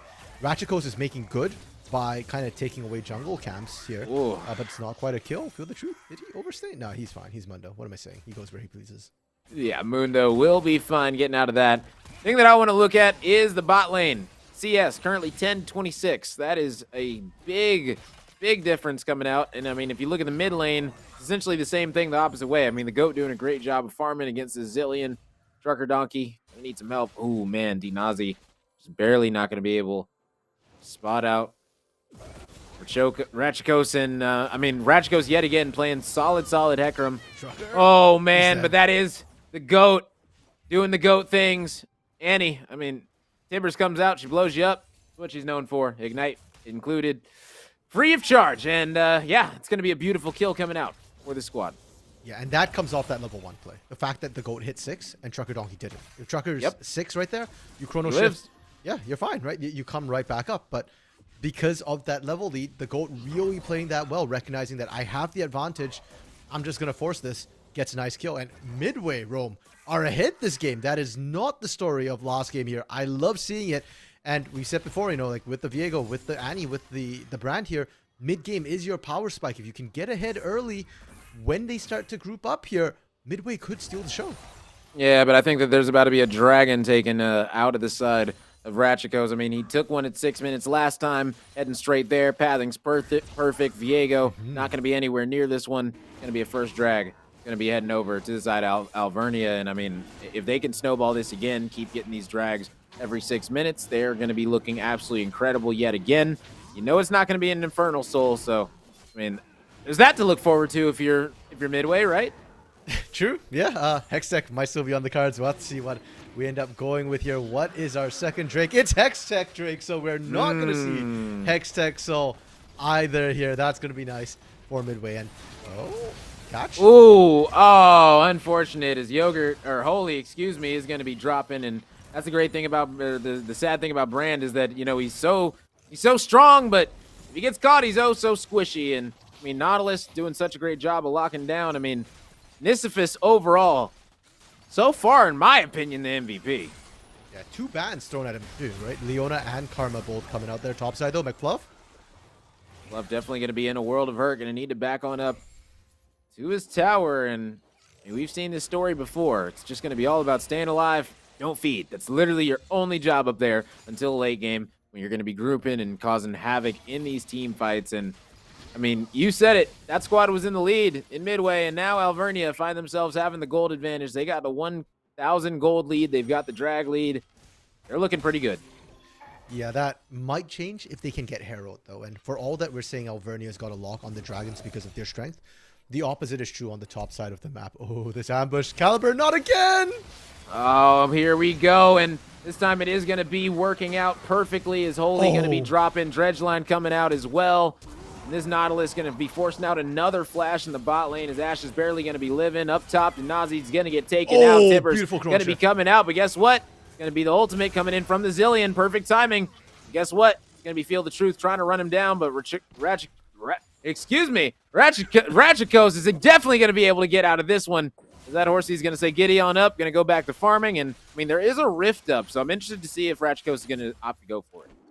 He can't right now. And, in fact, the fact that they managed to push off Denazi is huge onto that Herald. Because we were just saying that Alvernia have bot lane on lock. So they have Dragon on lock. Midway have top lane on lock. They should not have lost that particular fight. But Feel the Truth, you know, a little bit not quite able to win out against the Ratchikos there. And yeah, this Hecarim, it's a huge problem. We said it before, we said it in draft. And once again, a level up. Look at that CS differential. I feel like every game, Rome, it's just a story of Ratchikos invading, stealing away jungle camps anytime the Nazi's looking to get a gank and then suddenly falling behind.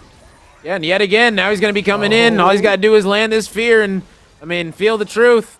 Oh, man, going to be in a world of hurt. And this is what I'm talking about. Maokai ult going to be getting the root. Is there enough damage? Is there enough damage? Is there enough damage? No, there's... Oh, he's got to be careful.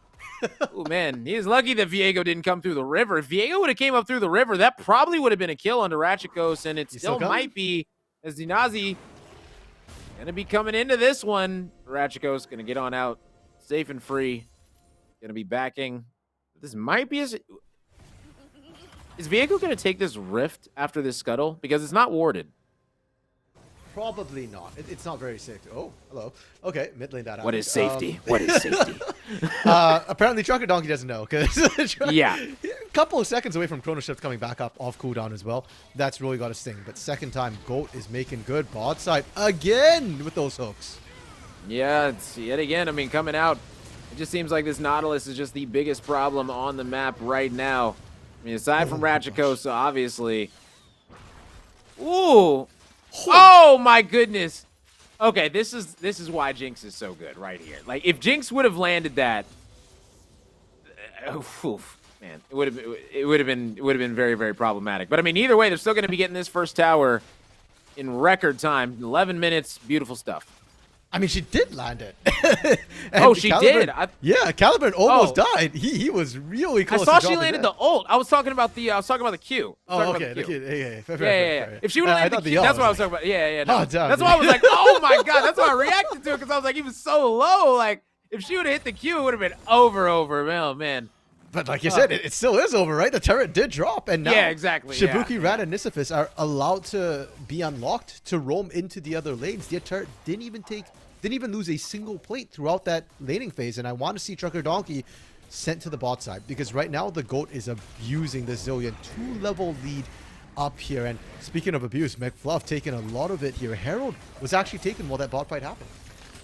Yeah, and I mean, that could be big for this squad. They're just going to be getting a few plates off of it, but oh man, we talked about it. The GOAT going to be using that Annie. Tibbers blowing up McFluff, turning into little fluff in front of our eyes. I mean, yet again on the bot lane, it's going to be Ratchiko still wreaking havoc down here on this Yogurt bomb. And I mean, Yogurt is looking about as sweet as Yogurt on the map right now because guess what? That's going to be another kill coming in from Nisifis. And I mean, this is like snacks down in bot lane. It's candy.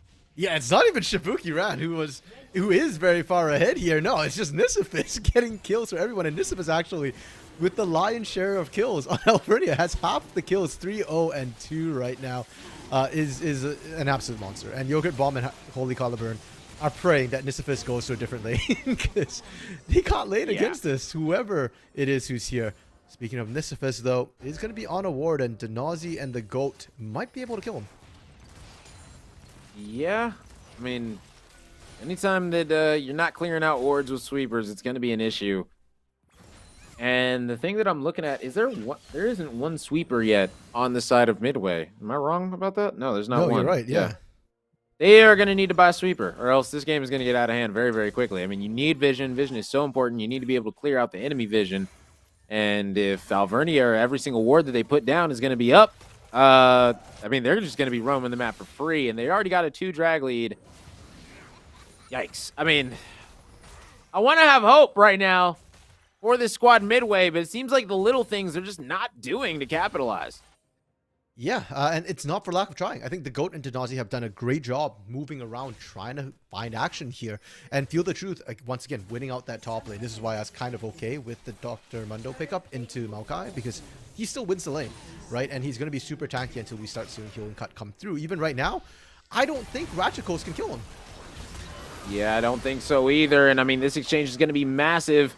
Ratchiko's going to be dipping on out of there. This is not going to work. This is not going to work. Okay, they're going to need to wait until late game because this Mundo is too tanky. Like, you just can't kill him right now. The Maokai, look at his build. Literally no AP yet. No damage. Barely even tanky, really. Like, just has the boots. And some HP, but good Lord God Almighty. Nisifis going to be locking down everything. Get out of there. Shibuki Ran, run away for your life as the Nautilus going to clean it up. What? Nisifis, man! This guy is a carry here. You need to stun Timbers, or Timbers going to kill you. Okay, he's out. Yeah, but my goodness, did Shibuki run fast on that one. That got out alive from the double burn, the double burst here. But you can see the risk, right? Yes, Shibuki Ran's incredibly far ahead. Yes, Nisifis is far ahead. But GOAT, just base damage, right? With that brand base damage as well, is already that close to taking you down. Now that the Mythic is completed as well, Luden's here. Shibuki Ran cannot afford to get caught by Tibbers, or you die. And if you die, your team's going to lack damage. Ratchiko is, like we said, strong, but with the Chem Tank, not Chem Tank Putrefier, the push button, run fast, mythic item. I forget the name of it, the Chem Tank item there. He doesn't have enough damage to follow up. So it's 100% the Shibuki Ran show right now for damage. You need to keep the Shinx alive. I'm going to be honest. In my experience, when going up against Nanny, because that's really the only one that can blow you up immediately on this team.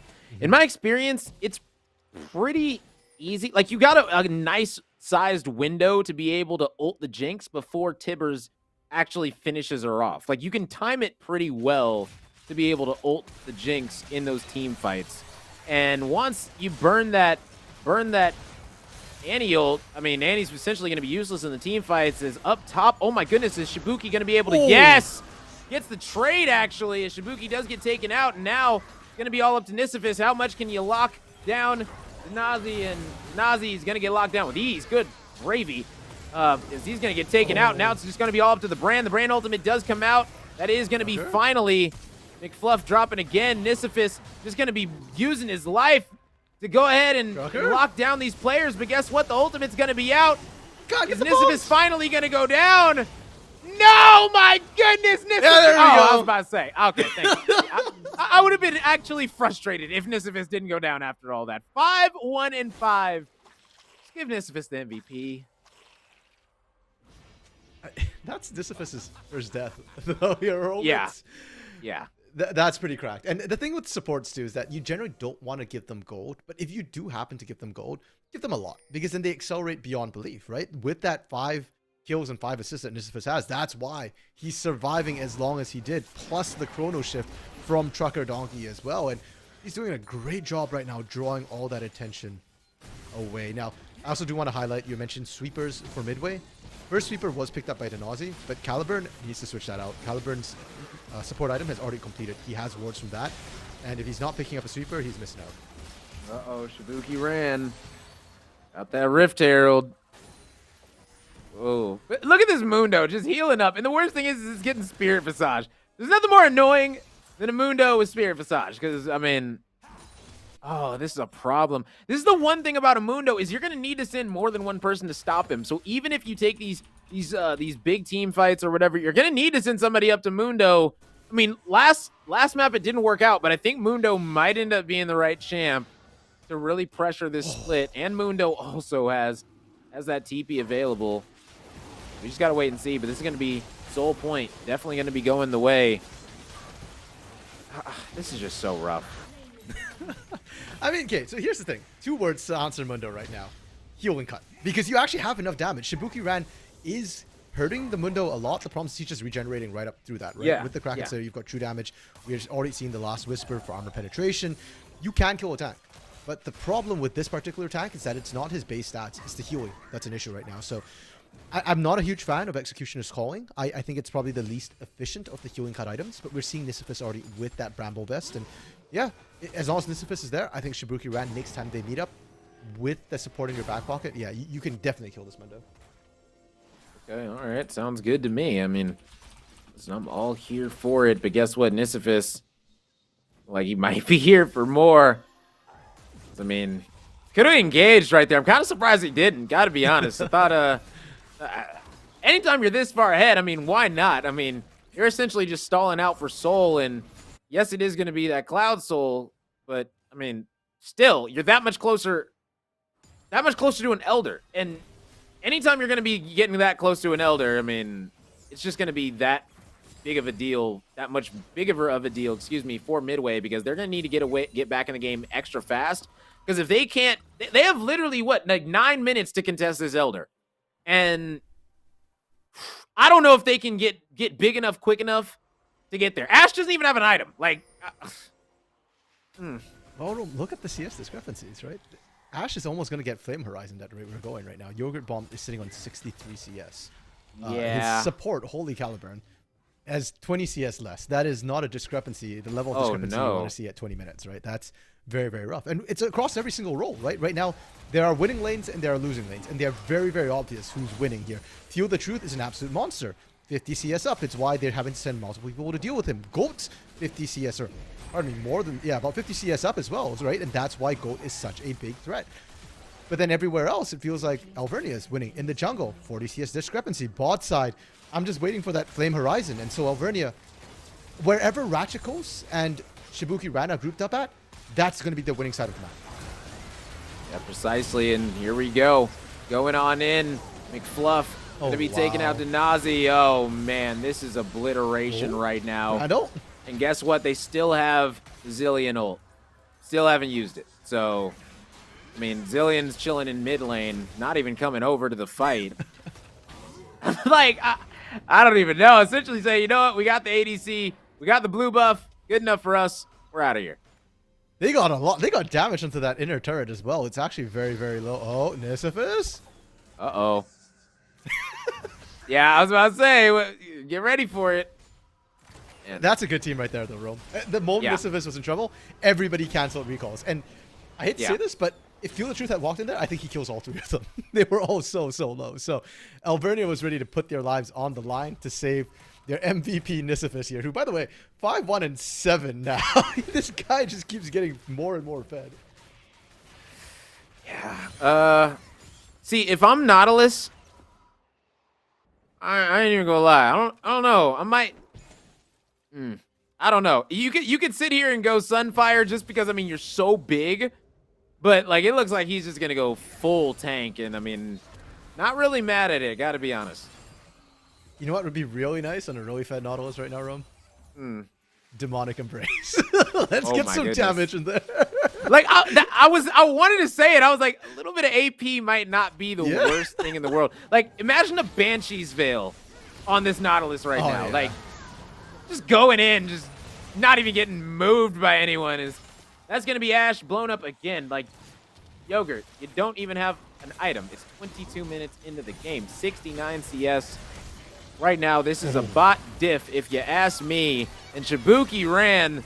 I mean, if you're going to be going out as a senior, this is definitely the type of games you want to be having going out as. 4-1-7. Shibuki got to be able to get one. Trying to lock down Feel the Truth is, I mean, right now, this squad, they're tanky, but tankiness can only last you for so long before, I mean, all these drags start to add up. Here comes the Soul. It's going to be a 22-minute Soul. It's going to be a 28-minute Elder. It's just... Yeah, Midway can't contest this. They just blew all their big ultimates. At all. Only got the Enchanted Crystal Arrow, and sure, you can initiate with that, but who's following up? Denauzi's dead as well, so no reset city available, right? And right now, Alvernia are just slapping the faces of Midway with their wallets here. It's not even that big a gold difference between 2 teams at 22 minutes. 5,000 gold or 4,500 gold is significant, but it shouldn't be this strong. The problem is where the gold is located, and Shibuki Ran right now is just too strong. Lord Dominic's Regard completed as well means that they're just overwhelming everybody. Even Feel the Truth, you saw in that last fight, had to back out. Yes, he tanked for an incredibly long time, but not enough for them to win a fight. Yeah, definitely unfortunate. I mean, Feel the Truth, trying to do everything that he can right now. As you stated, Spirit Visage is going to be done now, so... I mean, it's going to be so hard to kill him, honestly. I mean, because really the only... I mean, you've got the Hecarim, you've got the Jinx. That's pretty much it. I mean, I do think that the Zillion, you know, now getting that Oblivion Orb is going to be very big because it's going to reduce that healing on this Mundo when they get in these team fights. But I don't know. They just don't have a lot of damage aside from the Jinx, in my opinion. Like, it's just not there. Yeah, that's all they need. Because as we say that about Alvernia, Midway's running the same problem right now where, sure, Feel the Truth has a lot of tankiness, but where's the damage? Where's the Jinx? Where's the brand even? The brand can pop off. I mean, that's a support brand, right though. now, I would not be... Listen, I would not be surprised right now if the brand does the most damage on that team. I wouldn't be surprised at all. I would be a little surprised because I think the GOAT's out-damaging, but Maybe, but... Just the auto to cancel. But yeah, you know what? Yeah. He's definitely up there. Oh, Yogurt. Oh, no. Yogurt. So, okay. Ratchikos, relax. All right, you don't need to be deleting people that quickly. Good golly almighty. What are we witnessing? This one is going to be a wipe as Alvernia going to town, taking out Viego, finding Feel the Truth as he's going to be feeling the wrath, getting pulled back, and oh man, Shibuki Ran is able to get the kill, and yeah, that's the thing. Raid boss down, and the Baron is up. I think the Baron's probably easier to kill than Feel the Truth right now. If you can take down Feel the Truth, you can take down this Baron. No questions asked. And Midway, yeah, you can't stop it either, right? Like, what can you do? Run in there, Pyroclasm, hope it bounces right? You're guaranteed to die. And the problem is the only one who's low is Shibuki Ran right now. The rest of the team can continue to finish off the Baron here. It's feeling like we're going back to game 1, right? It feels like that 25, 30-minute mark where Alvernia was just crossing all the T's, dotting all the I's here. They picked up the Baron. Elder's coming up in 3:30 seconds here. I want to see them push. I want to see them break an inhib, fall back to the Dragon, pick that up, and just close out the game.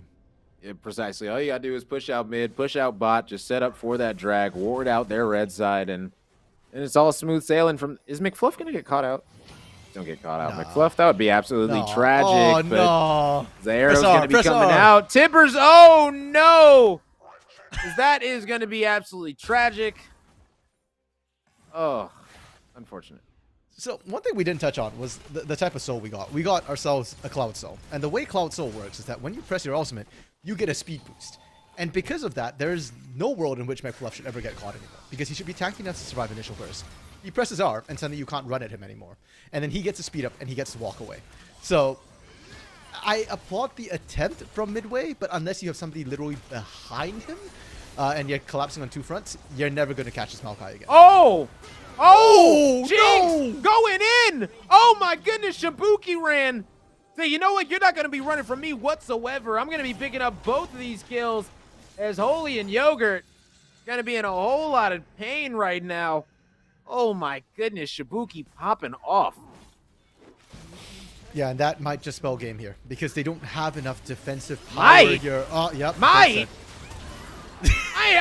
The only might that I'm seeing is the might coming out of this squad right now. Oh my goodness, this is an absolute annihilation. Alvernia running down mid, not needing to get top, not needing to get bottom. They're looking to end it right here, right now, ladies and gentlemen. They're tanky enough. I mean, Zillion's got his ultimate as well. That's pretty much going to seal the deal. Zillion saying, you know what, go in, I got you. Do whatever. That arrow's not going to matter. That's real cute. You don't even have an item still. We're trying to end this game without Ash even having an item. If they can do this, this is going to be incredible. But, I mean, oh my goodness, McFluff is able to take out Holy. Yeah, they That's can. going to be a double kill. And now Shibuki coming in. That's going to be a third. Oh my goodness. Go ahead and back because guess what? Your teammates can finish Reset, the job. reset.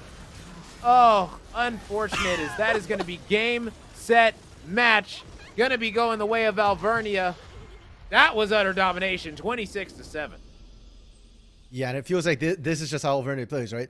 Early game, things are kind of close, and at just some point, they just flick a switch, and Ratchakos just goes Super Saiyan mode along with Shibuki ran there, and they just run the entire game, crushed all opposition, and it just feels like it feels like watching a car wreck a little bit because like when Alvernia hits, they hit with the force of a truck, and then the game's just suddenly over.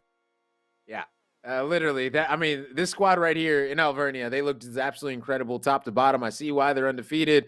I mean, woof, man, this squad is looking scary, and I mean, they've got their comfort picks clearly. You let them pick the Heckram 2 games in a row. It terrorized you the first game, and it terrorized you again. And I mean, honestly, the Nautilus play coming out, that's what really I was looking at, man. The Nautilus plays were absolutely incredible. I mean, Nisifis just absolutely demoralizing this Midway team, no matter if he was against the Nautilus or with the Nautilus. I mean, just great stuff all around coming out of this support. Yeah, and Ratchakos as well with those engages, right? Ratchakos just running all around the map with the Heckram. You got to ban the Heckram against Alvernia. I think this is way scarier than the Xinjiao that he normally likes to play, or even the Diana that he likes to play as well. Sure, they're strong, they're good duelists, but they just don't have this consistent ability to run around. Yeah. Nisifis, though, if we're putting Nisifis or MVP, I think it's a synergy between Nisifis and Shibuki Ran right now. Game 1, I'm thinking back to that Kai'Sa-Leona matchup. It's Shibuki also knowing exactly how much damage she can put out, going in, popping people. So, yeah, this bot lane's definitely an issue, Rome, and something that we kind of didn't touch on, but this is Alvernia's first year playing League of Legends as a team.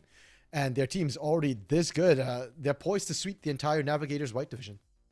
Wow. I mean, that's something to be said for sure. I mean, shout out to Alvernia. I mean, first season coming in, making waves for sure. I mean, everyone's going to be turning their heads looking at this squad saying, all right, who's going to be able to take them down first? I'm excited for what the future holds for this squad and what they're going to be able to do for the rest of this season. I mean, it's going to be very interesting to see for sure. And I'm also interested to see how Midway are going to be able to bounce back from this loss. That was a pretty big loss, in my opinion.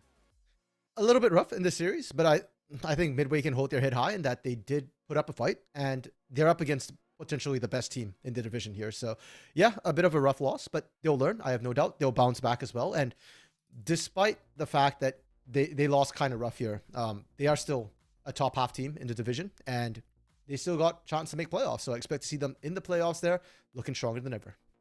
Oh, yeah, precisely. So, hey, listen, ladies and gentlemen, we are going to be right back. We're going to be having another match here shortly. I think we're going to be going to a break, and we'll be hopping into this next match. And yeah, we'll be getting that one for you. We'll see exactly how good of a matchup it's going to be. I mean, I'm looking at the card. It's looking pretty good, in my opinion. So, you guys are going to want to stay tuned. Don't go anywhere. It's Rome DMV with RMC. It's been a pleasure. We'll be right back.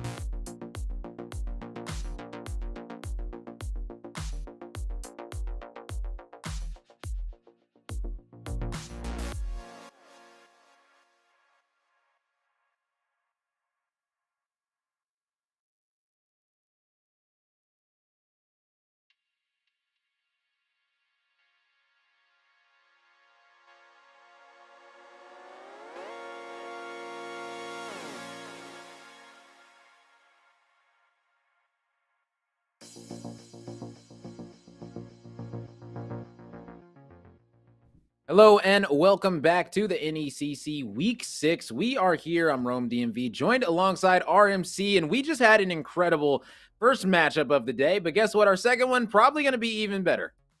Yeah, we've got ourselves here GFU Varsity from George Fox University here. Currently 4th seed, once again, Emergent Science Division.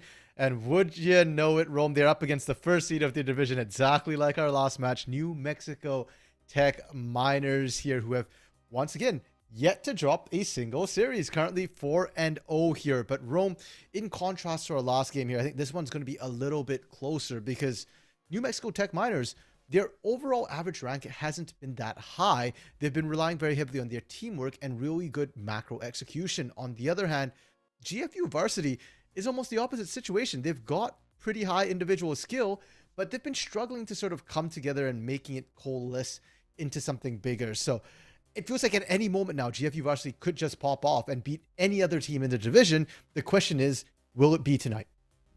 I mean, we just got to wait and find out. I mean, you said it. Teamwork, it makes the dream work at the end of the day. And the dream is to stay undefeated. And I mean, New Mexico Tech looking pretty good right now. I mean, you said it, #1 right now in their group. I mean, the squad's going to not be wanting to slow down this locomotive anytime soon. So I'm sure they have their comfort picks. They've got their comfort bands. They know exactly how they want to be, situated coming into this match. I'm sure they've done their homework as well, understanding exactly, what George Fox are going to be looking to do right here and now. And I mean, I'm excited though. George Fox, let's see if you can make something happen. You can live up to your ranks.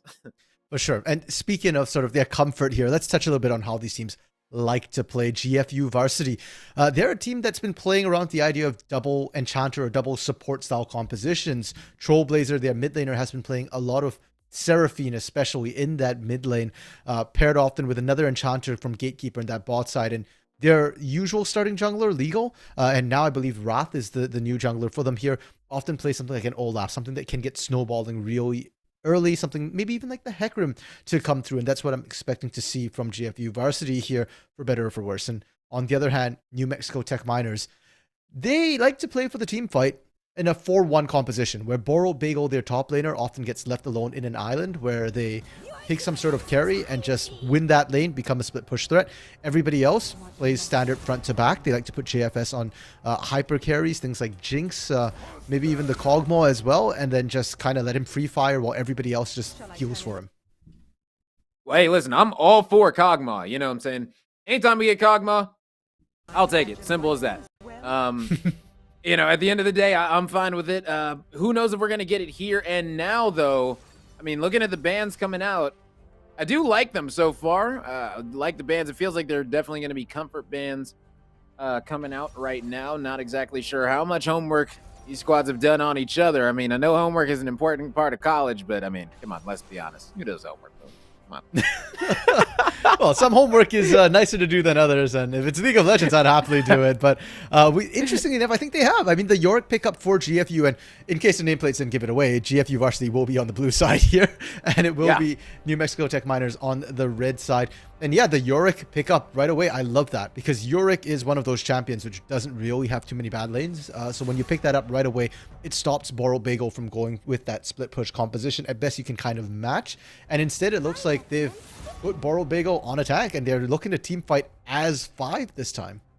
I mean, I honestly like the Ornn coming out. I mean, the Ornn is going to give you just so much team priority in the late game. I mean, this squad, as it gets later and later, is just going to be a problem. We've seen the Ahri, the big potential in the Ahri. It doesn't matter if it's level 2 or level 18. It literally doesn't matter. She's always going to be able to lock you down for a period of time, and you won't be able to do anything about it. Echo is going to be some great follow-up as well. And I mean, right now, they've got some solid engage coming out of this team. Wondering what the support is going to be, though. Because, I mean, already they've got a lot of good engage. So, I mean, it's Sona on one side. Oh, no. A blitz. Oh, that would... Oh, don't lock it in. Is he going to lock this in? I mean, it's a really great pickup. It's a really if he locks this in, that's a great choice against the Zeri and a Sona, honestly. Wow, that's great. Yeah? Okay, they're locking it here. Well, Rome, okay, so both these teams, interestingly enough, we had said GFU has been playing double support. They flipped the script, and they're actually running the composition I would have expected to see from the New Mexico Tech Miners, with a 4-1 composition, Yorick is not a team fighter. He's going to look to split push, pick up that Hullbreaker early here. And then Sejuani, Sona, Zeri, these are all big team fighters coming through. Honestly, I would have loved their composition if not for that Sona here into the Blitzcrank. Because like you mentioned, Blitzcrank against Zeri, Sona, if either of them get hit by a hook, that lane could very well be over real quick here. And for the side of New Mexico Tech Miners, it feels like they've all in on that team fight, right? They've got that Ornn in the front. They've got double assassins looking to dive the back line. And I don't know how effective that's going to be against Vex here, who can sort of stop all these dashes with her abilities here. Yeah, I mean, you said it. You get pulled by that blitz, there's no saving you. I mean, Zeri, Sona just not going to have enough down there. So, I mean, going to need to have great positioning for sure out of this GFU squad. And, I mean, hey, sky's the limit. They might be able to do it. But, I mean, as you said, the blitz is going to be a very solid pick into this squad. Yeah, and it feels like New Mexico Tech Miners here, they've got a lot of strong individual components which can make their own plays here. We touched on the Blitzcrank in the bot lane, but Ari in the mid lane as well, as you said, very strong. Though the spirit, the dash there, spirit rush, pardon me, not going to be as effective in lane. And I kind of want to see Maume here actually leave the lane and look for the roams instead. Look to punish that Yorick a little bit, maybe go down, pick onto that Zeri a little bit as well, because Sejuani is a little bit too tanky. Jungle Invade's not going to be quite as effective. And same thing for Bear Axe 48 here, pardon me, with that Echo. I mean, when you've got an assassin, you got to find targets to assassinate, right? Look for those squishies. So I want to see NMT just focus everything down at that bot lane, at that Zeri, at that Sona. Yeah, it's going to be a long day for the Zeri and Sona for sure if they're not going to be able to get out to a nice early lead. But I mean, against a Blitz Jinx, that is going to be, that is going to be interesting. You're going to really have to play a perfect game down there if you aren't going to want to let that one snowball out of control. Because I mean, if Blitz gets ahead, you never know. I mean, things could get very bad, especially if a Blitz starts to go AP. You know, get a little bit of AP in there. You know, not full tanking. It can really be a problem. If you're a magnet to those hooks, you're going to pay for it. Yeah, for sure. And for GFU, kind of the opposite, because your bot lane is going to be in a lot of trouble. You might not actually want to send resources to help them out too much. Just tell them to play safe. And I prefer to see them play towards their solo lanes, Little and Trollblazer here, because we touched on that Yorick, right? I think I said the joke. I can't remember, it was last week when we last saw the Yorick, but Yorick walked into a bar. There was no counter. So play towards that top lane pick, which doesn't really have a counter here. You can bully out that Ornn, and once you pick up that Hullbreaker, it's not. Why have I not heard that? Have you not heard that one? Come on, man. No, that was that was a good one. That was a good one. I like that one. It's an old one, but it checks out. I mean, when Yorick first came out, he was pretty busted too. Now with Hullbreaker, once again, he is pretty busted. And Vex for Trollblazer in this mid lane.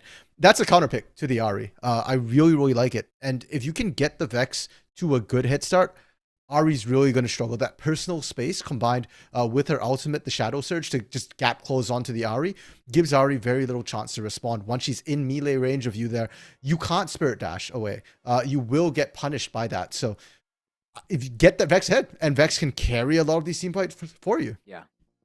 Yeah, I mean, the Vex is definitely going to be very important. I mean, the Zeri follow-up is going to be important as well. I mean, we know that 2-item spike coming in from the Zeri is just going to leave this squad in New Mexico in some trouble if they can't have a lead by then. But, I mean, that's the thing, though, is, like, honestly, I would sit here and say that, like, late game would favor George Fox. But at the end of the day, New Mexico, they've got the Ornn. And anytime you have an Ornn on your side, your late game is going to be looking pretty solid. So... True. I don't know. This one could be up in the air, but I think I'm going to side with New Mexico for now. No, that's fair enough. I mean, each masterwork item Ornn gives to your team is roughly equivalent to about 1,000 extra gold. So when you have 6 items and nothing left to build, it will definitely make a big difference. My only concern for New Mexico Tech Miners in terms of that particular skilling is that Jinx does get outranged by the Zeri. So for that reason, Rome, I'm kind of with you, favoring GFU's composition a little bit more if the Zeri can be played right. And that's a big question for King Kai here. Can you land those? Because it's not a auto attack ability. It's not a point and click. It is a skill shot. So if you can land it, you outrange the Jinx. If you can't, well, then Jinx basically outranges you. And once again, the split push issue, right? I agree Ornn ornaments are nice, but compared to Yorick split push potential, who's going to answer the Yorick later in the game? That's my big question here. I mean, that's a big question, and I don't know who's going to be answering it. I mean, I'm looking at it. It's going to have to be the Horn going up there, probably with the Echo to slow them down. But I mean, if you're sending an Horn and an Echo up to stop a Yorick, I mean, that's going to be a loss in the 3v4 on the other side. So, I mean, you said it. It's going to have to be great play out of both of these sides. But who knows? I mean, we might just be getting a little bit of who knows, a mess, if you will. You know, you never know, man. Sometimes these games can get pretty messy pretty quickly. True. And if we want to see a mess, level 1 mess, let's go. You've got a Blitzcrank. You got to invade, right?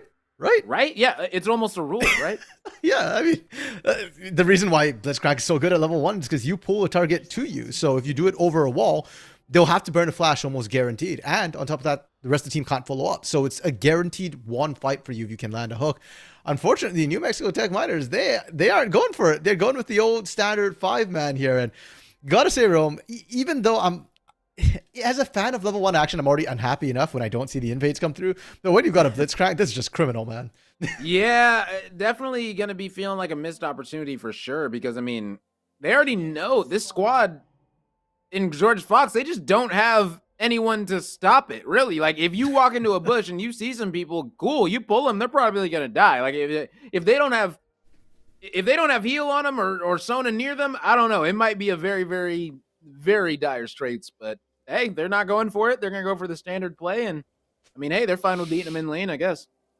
Yeah, and we'll have to see if they are able to, because as we kind of mentioned here, George Fox Varsity, on the whole here, their ranks are higher. And granted, ranked means less in coordinated play, but it often does show a little bit in the laning phase. In the 1v1s and the 2v2 matchups, right? And New Mexico Tech Miners, their strength is when they start to group up a little bit. So the early game might be a little rough for them here. I think they've drafted well to compensate for that, though. And so I'm going to be keeping an eyes out for Death and Fire in this bot side. How many hooks can you land in lane? And you can see right now, is this going to be an early level 2 coming out? Wow. Already the flash, the pull. I mean, it's level 1 pulls. So no knockup going to be there. Jinx going to be focusing down the Zeri. Some nice trades coming out from each side. But guess what? That's already going to be a summoner spell down and a flash. That's an exhaust and a flash down on the Zeri. That is unfortunate. Yeah, and it was GFU who decided to kick off that action, and they're regretting it. Oh, Death Fire level 2? Yeah, but Blitz looks like he might be able to land the hook. Here we go. He's backing up. You can see he's getting ready for it. No! Got the minion instead, and now Zeri gonna force out the heal. Oh, man, JFS didn't want to use that one. That is gonna be a nice charm landed. Nothing big gonna be followed up. These bot lanes need to chill a little bit here. They're getting a little too high feed. The fact that King Kai picked a fight that they could not win, had to blow both summoners here.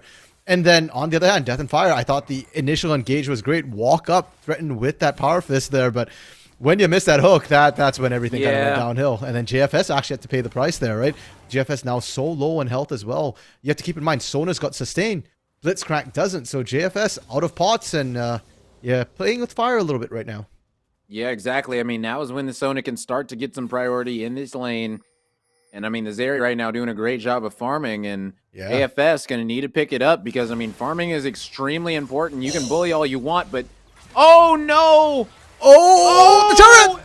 And yeah, the turret is going to be enough to get the first blood over to JFS. I thought JFS might be going down. Yeah. No. My goodness, what a play. I mean, just needed one more Q there. I don't even remember what the abilities are called for Sona, but just one more of those Qs would have been enough to potentially kill her. Mid lane, Parax Fortier. Yeah, the charm is going to be coming out. Looks like Fortier is going to be able to get out of this one.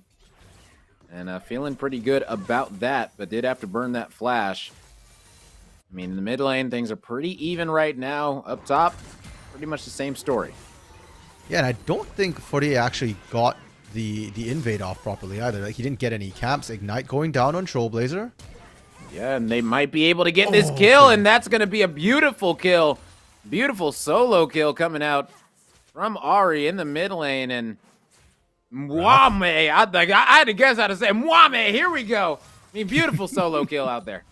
Yeah, and gets out alive too. That's pretty critical because Wrath was hunting, looking to try and pick that up. Now, meantime, top side, we did see Little go all in there, did burn the Ignite, forcing the flash out of Borrowed Bagel here. And that's scary to see, because if that Yorick's getting an early lead right now, once that Hullbreaker comes through, I just don't see how Borobigo is going to deal with it. And because Little is running that Ignite rather than Flash, I would like to see some ganks go up there from the side of New Mexico Tech Miners here. There is no escape here for this Yorick, and Yorick doesn't have any inbuilt escapes. At most, you just raise walls around people, but a couple autos and that wall drops. Yeah, I mean, especially with Neko, I'd definitely be looking to get some ganks in, and this is going to be the first one. Here we go. Is Little going to be in a world of hurt? Is going to be able to get the ring out. Oh, no! Is he going to be able to get out? Yes, he's good to go. I mean, so this is a beautiful play showing that, no Flash, no problem.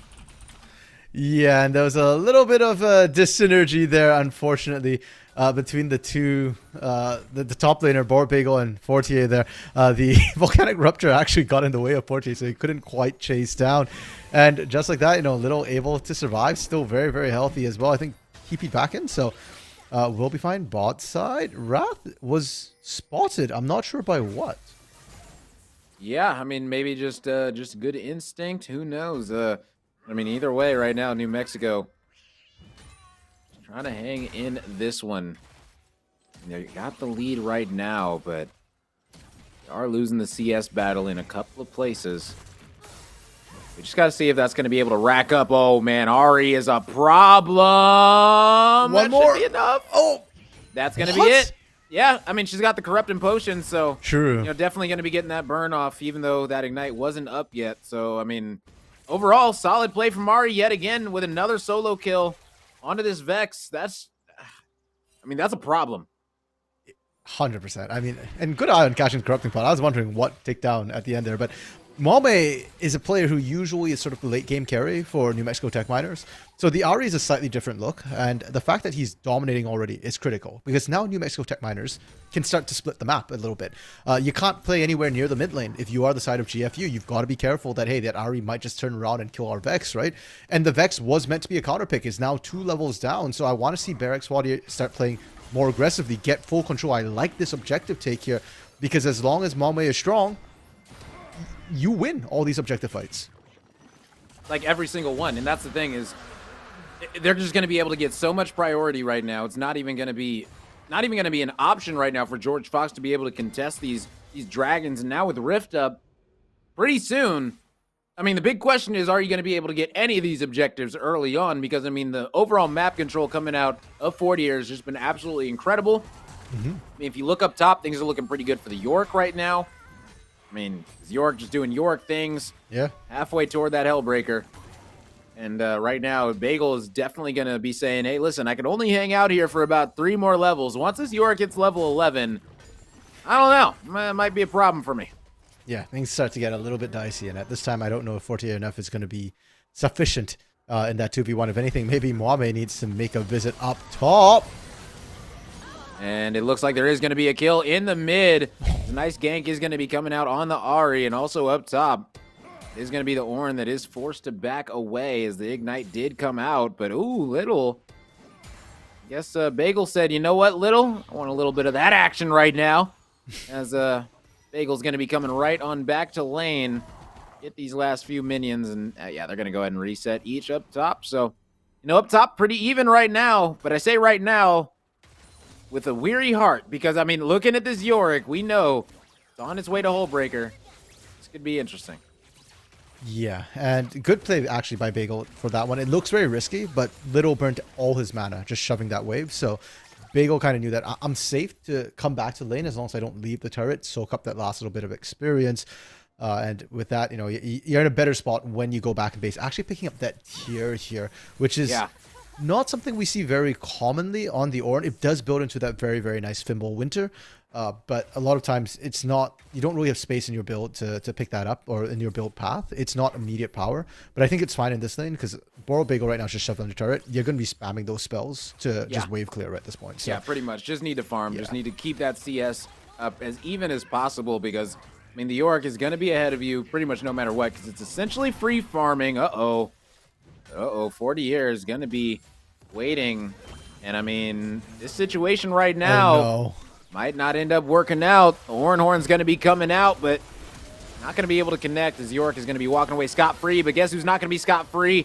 Is the players down low in the bot lane. for New Mexico. Oh! As the beautiful pull is going to be coming in, and he's going to be flashing out. No kill going to be coming in from that, but still, great play from the Blitz. At least get some decent damage in, but overall, George Fox with a nice play. Playing with death and fire down there, but able to just barely get out himself. And yeah, really solid ganks coming through from Wrath here. I really like what we've been seeing. Even that mid lane gank as well, right? Wame's been running this mid lane, but one gank is all it really took to get Trailblazer back into it. Still a bit further down, and could still look for a gank. Rocket actually coming across mid lane. Yeah, and that's going to be another solo kill yet again as that Ignite comes out from Wame. And Wame right now is just absolutely running this mid lane right now. I think this is diff. Oh, that was about the worst thing that you could do, but Flash is going to be coming out, so you're going to be good to go. And I mean, either way, Wame is playing absolutely incredible. The fact that she didn't even need to flash for that solo kill, I mean, great things right now. I mean, had to flash to get out of that rather rough position, though. Using that last stack of the Spirit Rush to get to relative safety, actually ran face first into Wrath there. And this Sejuani right now is a saving grace for GFU. I want to see more action, right? For this Sejuani. Go back to that bot lane again. You can already see that the Blitzcrank, as good as he is into the Zeri and Sona, not so great into the Yorick and Sejuani later. If you hook the Sejuani, that's just a free engage for Wrath there. Wrath more than happy, even under turret, to kind of force that particular play there. So GFU, play on your jungler, and for NMT, you got to look for Wame here. It's got to be that Ahri to really kick action off. And the question is Wame ever going to leave lane, or is he just going to sit here continuing to extend his lead in the 1v1? I mean, listen, I'm always a fan for just extending that lead. Just keep on farming, keeping them there. Get some plates when you can. But overall, I mean, taking down that turret really early, I mean, that's definitely not going to be in your favor. Yes, you'll get the turret gold, but I mean, if you're sitting here farming them and you're getting free solo kills, you want to keep those turrets there. True. That would be better for Wame, but would it be better for the rest of NMT? And yeah, I almost feel like it's better for the team if you start roaming a little bit more, right? Get JFS ahead, because that Jinx is going to be your late game carry, or help get Fortier ahead, because Fortier has struggled in the jungle quite a bit. No successful gank so far, and every time he's looked to that top lane, kind of like what I was hoping he would do, it hasn't been successful. And I think it might be a little bit too late. Might be just too far ahead at this point to really gank with just the Echo. You're going to need a bit more firepower, and I think Wame on this Ahri is stronger right now. Yeah, and it's going to be New Mexico securing this second drag of the game. Oh, wow, Wrath tried to go in and make something happen, but might be banned for it with his life, and that's exactly what's going to be happening.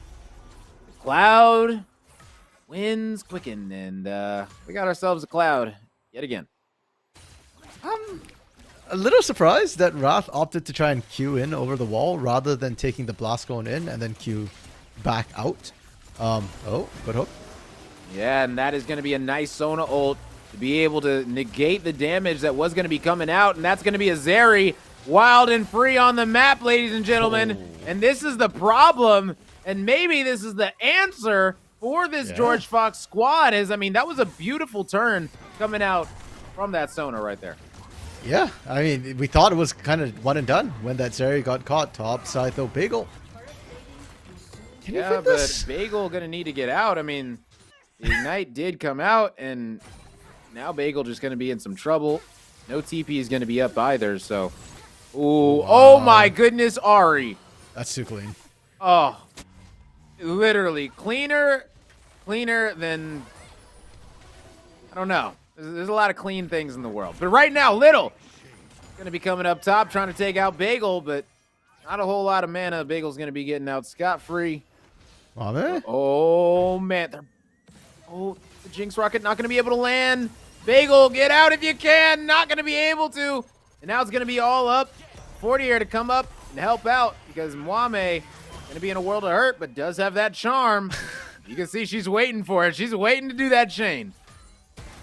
Okay, so one of the things about fighting a Yorick is the way his ultimate works. Maiden of the Mist will continue to do damage to you when you're fighting anywhere near it. So, ideally, before you start a fight, if the Maiden is up, you actually want to take it down. And you can see that Bagel, in that fight, if not for the Maiden, probably actually would have lost that fight. Likewise, when 48 and Malme showed up top, they can't fight this because it's not a 1v1. It's a 2v1, or actually a 3v2 as this case might be. Kai? There is no way that Kai just did that. Kai. don't know who you think you are, but you ain't taking on minions and a Jinx and a Blitz by yourself. Yeah. But I mean, hey, now the now the Jinx and the Blitz are going to be in a world of hurt because Wraith is going to be coming down, but that is going to be warded. Flash is going to be coming out. Ulti as well, but guess what? It's going to be 40 are there for the turnaround. And now all this Blitz has to do is just tank up, and that's going to be a wild Jinx yet again. And, oh, man. I mean, every single time there's a hope for George Fox, New Mexico, just pull it out. Yeah, that was a very rough series of events because that meant first brick as well goes down to Mwame. Bot side is living on a hope and a prayer as well. That turret very, very low. Should be able to take that very quickly. And top side, there was the attempt to drop Herald to force the play, but it's post 14 minutes, so no plates. And they didn't take that down. Bagel actually winning that trade under turret as well. So the New Mexico Tech Miners, pardon me, they don't lose anything on that series of plays. They pull ahead, and now almost a 3,000 gold lead seemingly out of nowhere. I think it's time that they start grouping up. Yeah, might be, for sure. I mean, Sunfire's almost going to be done. One Bagel. Oh, man. He doesn't know. Here we go, Little. Yeah, he's waiting for it. Oh, and he's actually going to get pinched. Horn's going to be coming out, but is it going to be enough? It doesn't look like that's going to be the case, as Wrath is going to be able to take him out. Nice fashion. So, I mean, George Fox answering back, but they're going to need a whole lot more. Bro, have I praised Wrath enough this game? Because I feel like I haven't. Let's talk about Wrath once again. The timing on that. So, he saves the knockup for when the Ornhorn second charge is coming through. So, because Bagel got knocked up, the Ornhorn never actually came through. The knockup portion wasn't there, and that's what let Little and Wrath win that. No way that stopped it? Yeah, if not, if that knockup comes through, Little dies. Little was in such low health, but Bagel could not proc the Brittle. I was one. Okay, that makes sense then. Why did you flash there? Okay, all right. Sorry, I'm sorry. Oh man, Jinx Rocket gonna be connecting as right now JFS sitting at 4-2, feeling pretty good right now as they're gonna be clearing out this jungle. 27 seconds before they are gonna be able to get this Cloud Soul point at least, and at 18 minutes. Soul point is definitely something that you want to be on. So, oh man, bush camping out of Death and Fire. Oof, got to be backing up though. Yeah, and NMT recognized that, hey, Dragon's coming up, so let's just set up an ambush here if they come and try and answer. As soon as King Kai and Gatekeeper show here, NMT are just going to do Dragon. Yeah, I mean, that's the smart play. You know, the smart play for New Mexico, at least. I mean, right now, I don't think I would be putting them on Soul point. Simply because they have an Ornn on their team. Like, the later this game goes, the more of a problem it's going to be, and it's already going to be a late game situation if you want to come back in this one. I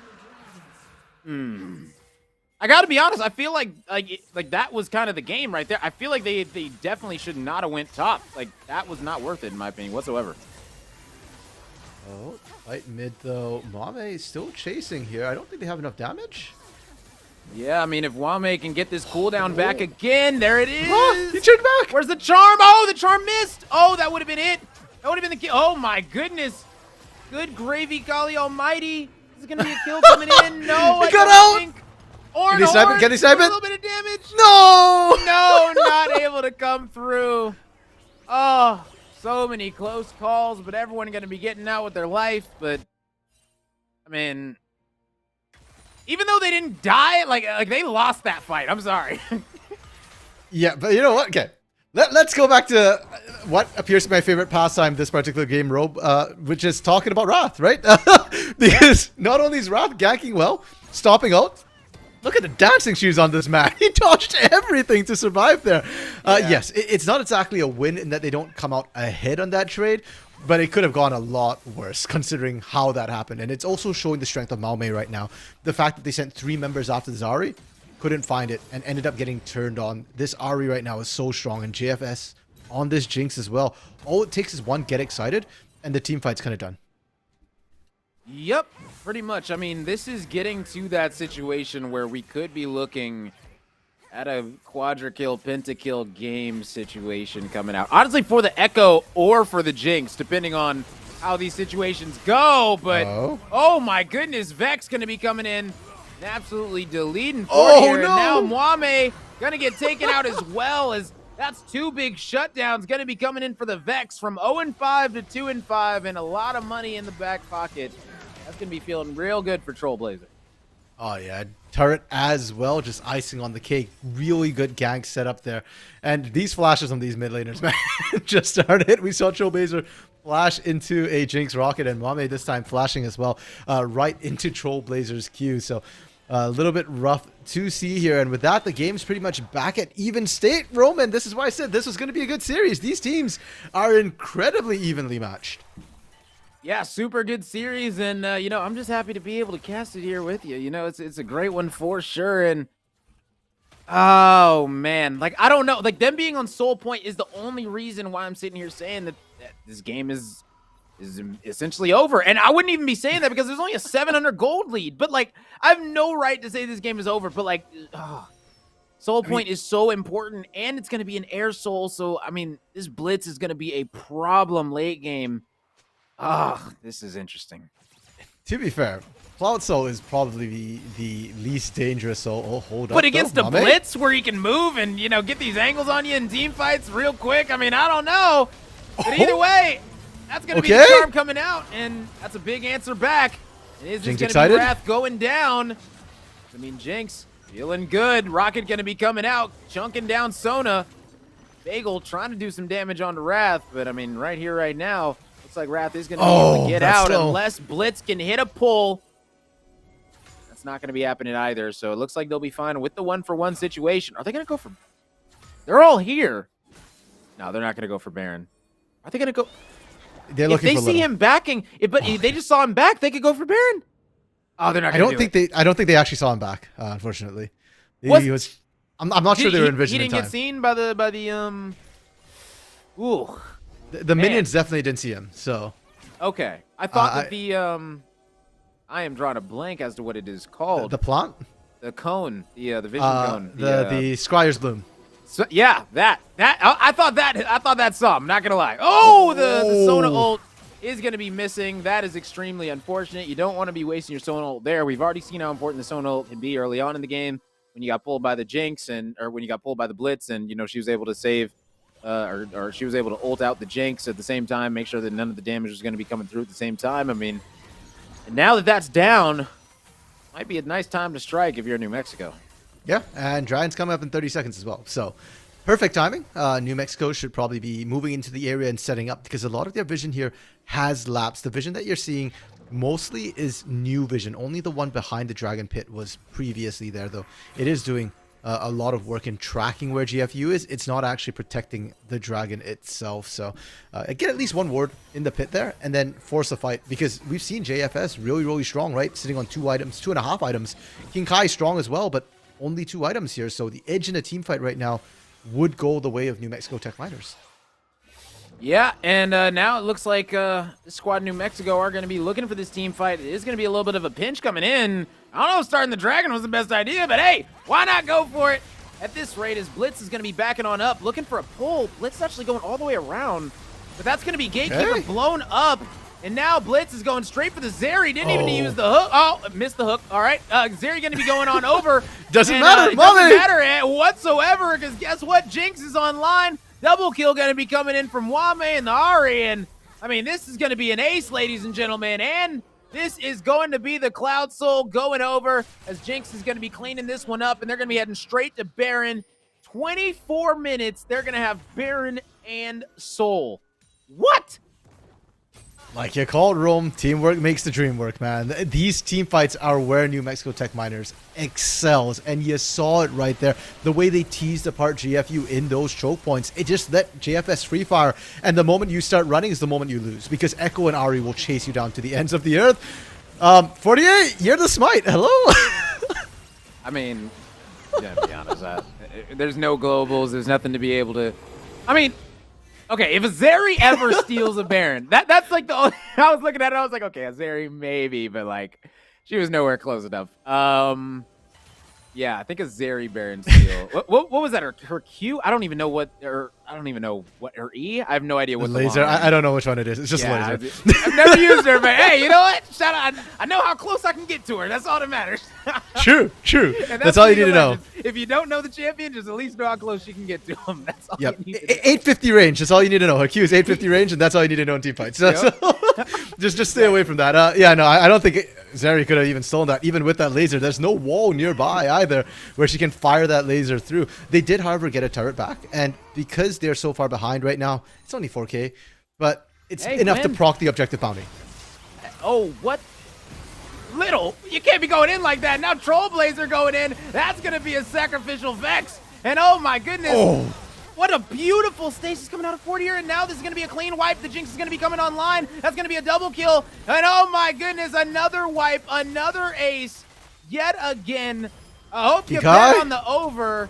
Because guess what, ladies and gentlemen? New Mexico. They are absolutely terrorizing on the map with only 40 dropping. It was pretty close there, I ain't gonna lie. But I mean, still, 40 only one gonna be dropping on this squad. What are the death timers looking like? 20 seconds, 8 seconds on Vex. They'll probably be able to get an inhib, then back up, maybe go top and bot, split up a bit. But either way, I mean, this squad, ooh. Okay, all right, yeah. Okay. Either way, this squad right here, right now, doing a great job. Macro, micro, it's all there. Where? I thought Ari was going to die right now. I was going to be honest. I was like, come on, like, really? Yeah, no, I see where you're coming from, but you got to remember, we're in the Emergence Division now. These guys, they know their limits, so they play with fire, but they're out safe for now. Baron still has 1 minute left on it, so like you said, Rome, they can just go to one of the side lanes here and continue split pushing. We're saying that Little should be the stronger of the two in the split push right now, but Borat Bagel is 2 levels up, and that makes all the difference. Fimble Winter completed as well. Well, you don't win the side lane anymore as Little, or even as Borat Bagel, you don't win the side lane, but you can push with the Baron buff quite safely, and the rest of New Mexico Tech Miners, you can just group up and push a different lane if you want right here. Looks like they're trying to go for that open inhib a little bit. I don't know if that's necessarily the best call here with the remaining Baron, because inner turrets are worth a lot of gold. Jinx just hit her 3-item spike. She also hit her 3-item spike with some extra crit. So that Infinity Edge is going to be bussin'. And listen, ladies and gentlemen, that Ornn just got 3 items. So the fact that the Jinx beat the Ornn to 3 items, I mean, that just shows you how online this Jinx is, ladies and gentlemen. And pretty much, if any CC comes through, like, literally any CC, literally one pull can set this entire fight. Oh my goodness, that charm would have literally been the kickoff of the fight. Yeah, they could have one-shot Gatekeeper there. Now she just got to back up. I mean, that doesn't matter. Yeah, I was about to say, that was not the best. That's a big ult. And, oh, another charm missing. And now Mwame, oh, in a lot of trouble. Using the ultimate. Going to be going golden for sure.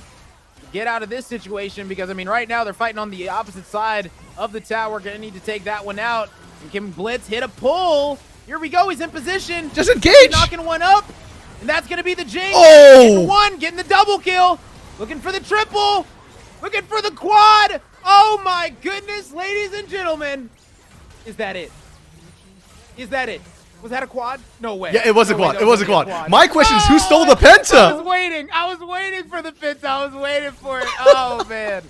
Oh, okay, who stole it? Who stole it? My money's on Malme right now. Who did it? Exactly. I was looking for I only saw Jinx in the kill feed. I'm like, I guess it was on her. Maybe no. Oh, someone stole it. That is so unfortunate. If I had to guess anyone's going to be Mwame, I'm going to put it on Mwame. I'm going to blame Mwame. You know, it's as simple as that. Oh, man. But what a game coming out of this New Mexico squad. They were dominant from start to finish. I mean, drag control, it was all there. Map control, micro, every single thing. It was all their way.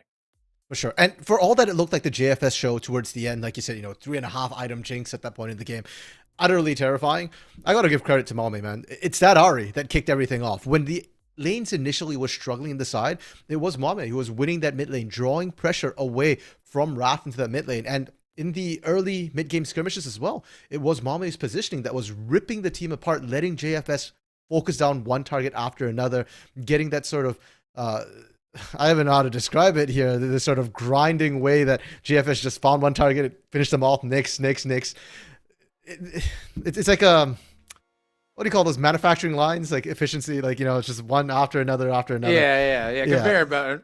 Conveyor belt, that's the term I was like. Yeah. I was thinking about it. I was like, all right, I was like, New Mexico Tech miners, they have that thing. What's it called? Yeah, conveyor belt. There you go. Really methodical coming through. And that's what I'm talking about. That's the team fight that you're worried for. And for GFU Varsity, what can you change here? Maybe you change up the bands a little bit. You let through maybe that Trundle. I think the Trundle would have been a lot. But then the Echo wasn't even the big deal. I think you just need to ban Ari, though. The Ari is just too strong right now. Yeah, the Ari was a great pick. I mean, the Blitz, I would sit here and say the Blitz was a problem, but like honestly, the Blitz wasn't really that big of a deal. The Blitz essentially just did its job down there. I mean, True. It didn't really pop off, you know, it didn't really get the Jinx super ahead. I mean, they just essentially farmed up and waited till late game, and they didn't even need the ornaments. They were good to go. Like I don't even know. If they come into this same situation game 2, I mean, things are going to be looking very, very good for this squad for sure. But hey, listen, we're going to be going to a short break. All right, we will be right back after this short break with this game number 2 in this series because, I mean, listen, it's getting hot and heavy in this one. Let's see if New Mexico can keep this train rolling. We'll be right back.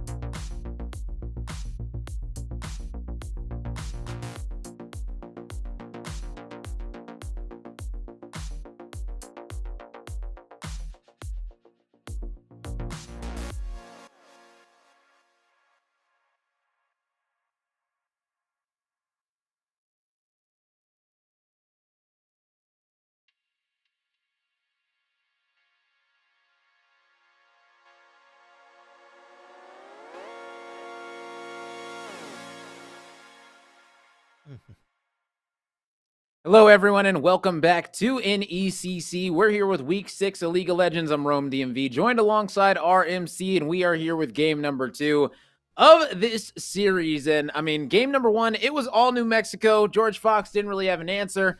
Let's see how things are going to be shaping up in match number 2. Well, to be fair to GFU here, Rome, the early game looked like it belonged to GFU.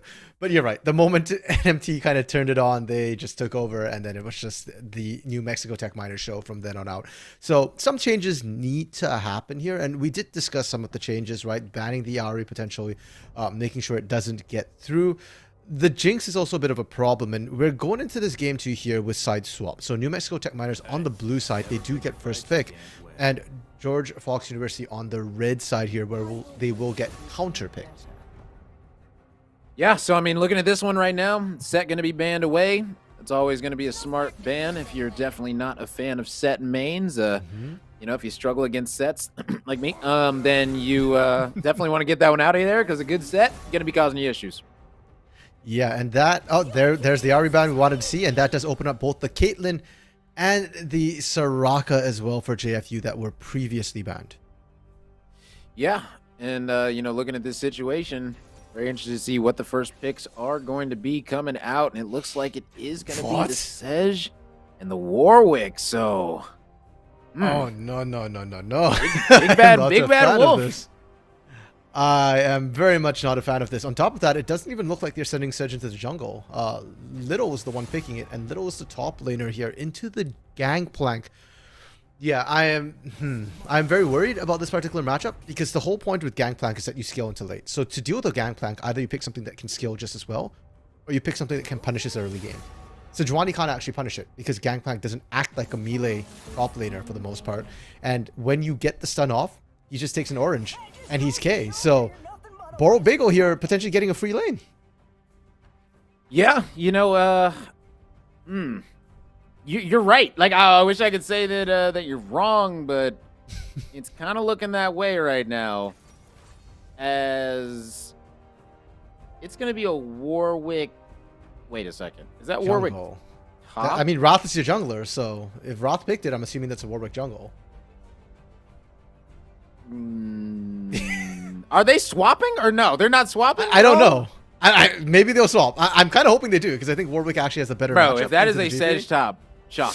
I don't know, man. I've never seen a Sej top work in all my years of playing League. So I mean, I don't even know if I've seen a Sej top, I'm gonna be honest. Sej top is something that kind of came into meta maybe a month, 2 months ago, and you run it into sort of melee tank top laners, like kind of because she does % health damage, and then there's the AP version as well, where you build Demonic Embrace for even better tank shredding. But that's my problem. There isn't a tank for you to shred in this top lane here, so I really don't like it in the top lane into GP. But enough of that. We should probably talk about the rest of the picks. Amumu, Jinx, Blitzcrank once again for the side here of New Mexico Tech Miners. We saw how effective it was, but the Caitlyn Soraka that was banned, gonna go over the way of GFU Varsity here. And Rome, you mentioned before, you've got what, 8 billion mastery points in the Soraka here. So yeah, I'd like you to explain why Soraka into Blitzcrank. It feels like such a dangerous lane where one hook might just kill them. I mean, it's definitely dangerous. You know, that's the thing. If you don't understand Soraka's kit very well, it's going to be a long day for you. But, you know, you got the Caitlyn there, and anytime that you're going up against a Blitz as a Soraka, you want to have somebody that's going to be able to farm from a safe distance, such as a Caitlyn, such as a Jhin, somebody like that. That way that if that pull does come through, you're just able to put your E below the Blitzcrank. You can go ahead and Q them after that to heal up, and then go ahead and W your teammate and heal them. And that pretty much can negate any pre-6 pulls that come out from this composition. But I mean, I don't know, the way that New Mexico have been playing, I don't know, this might be very troublesome for this George Fox University squad. And the other thing is that New Mexico, they picked the Moo jungle, and you know, I told you earlier, right now, I've been playing Moo jungle to climb up in gold. So you know, a lot of people don't know how to play against the Moo. You know, he goes full tank. You know, gets that Thorn Mail going, gets that Sunfire Cape going. It's a wrap. You know, nobody can mess with him. Nobody can stop the ultimates coming through. Gets a lot of cooldown as well on it late game. I mean, this Amumu could be a very, very big issue. And I mean, ever since the Amumu gets his Q back so quickly, he gets it back now. He gets essentially 2 Qs now. Ever since they made that update, I feel like Amumu has just been so underrated. I feel like that was that buff by itself was massive to Amumu. So I love seeing Amumu picked right here, and I can't wait to see what he's going to be able to do on the Rift. Oh, for sure. And I mean, talking about wraps there with the Realm Warp as well, it's going to be so easy for Barracks48 to look for those wraps on multiple members of the team. Suddenly you have the option of popping up from behind. And the best part about Realm Warp is it's a mind game. If you can't see it, or you can't see where it's coming from, you can't see who's actually standing on it. And just seeing the Realm Warp behind you can often make a team panic and force the engage. And hey, for all you know, maybe the Amumu doesn't take that Realm Warp. He's waiting for you to back in or to walk into him from the front as well. So I like the possible combinations, but Ryze, Gangplank, Jinx, these are all very heavy scaling champions. None of them are that strong in the early game, and Amumu as well, very vulnerable to invades. So New Mexico Tech Miners, there is a window of opportunity here where they're weak, where GFU can try and punish. And Caitlyn Soraka, or Caitlyn specifically, maybe not so much Soraka, definitely a very strong early game champion, longest base range in the game here. Will outrange the Jinx until I believe it's level 5 when her Q starts hitting level 3. Then the rockets start to match. So I expect that to be a win. Sejuani, I don't know about that one, Chief. It seems kind of sketchy to me. We didn't even talk about that yet. I was about to say, like, and she's going up against a GP, or I'm guessing it's going to be GP up there. Yeah, it's going to be GP. Yeah, it's okay, definitely not. So, yeah, like what? How are you going to beat a GP as Sejuani? Like, do you have a game plan? What would you do? I mean, you should win the early trades, but that's if GP opts to stay in those trades with you. If you're the GP, you just parlay, walk away, right? Like, what you gonna do? Yeah. Once you hit level 3, you get oranges as well. You can't even stun him to stop him from disengaging, right? And your ultimate's kind of useless against GP. It's a little bit rough. So I think top lane, handshake lane, maybe you call in the Warwick for ganks, and maybe you can make it work that way. I feel like that's the only thing I'm seeing here. And the mid lane, Vex once again coming through. It's worth noting that the Vex for Trollblazer here was once again a counter pick. So even though game 1 did not go well, Trollblazer saying, no, trust me, my Vex is still good. We can do this. My problem is, I think Vex is a counter to Ahri. Yes, I don't think it's a counter to Ryze. Ryze doesn't have any dashes. And if Vex goes into range of Ryze, he's going to win those trades. The only thing is you outrange him for your poke with those Mistral bolts. But as the game goes on as well, Ryze is going to get tanky, and Vex is a burst champion. If you can't burst that Ryze initially, you're going to lose the extended trades.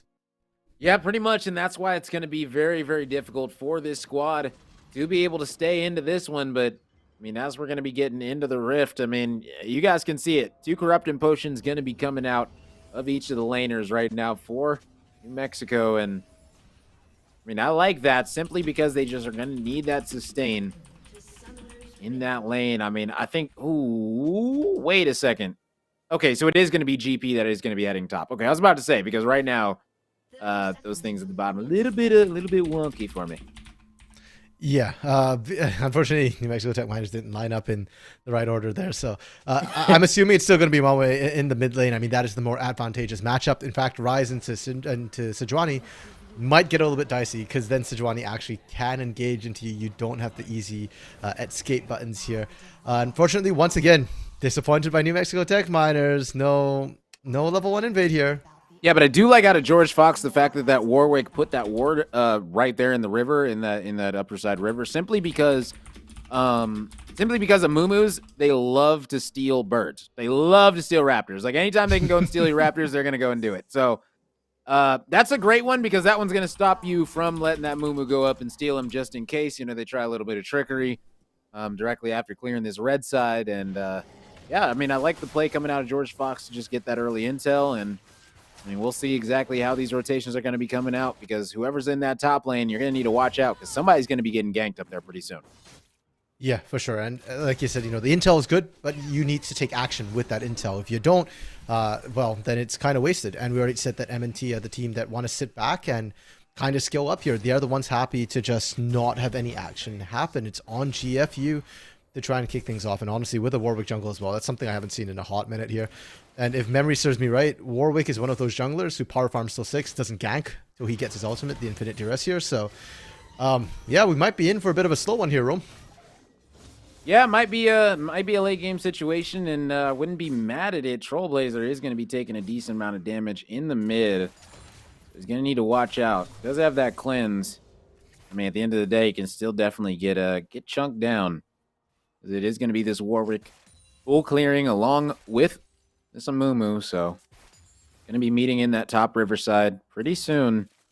That should be an interesting engagement, because the first engagement with an Amumu, it can definitely decide how the rest of the jungling phase is going to be going.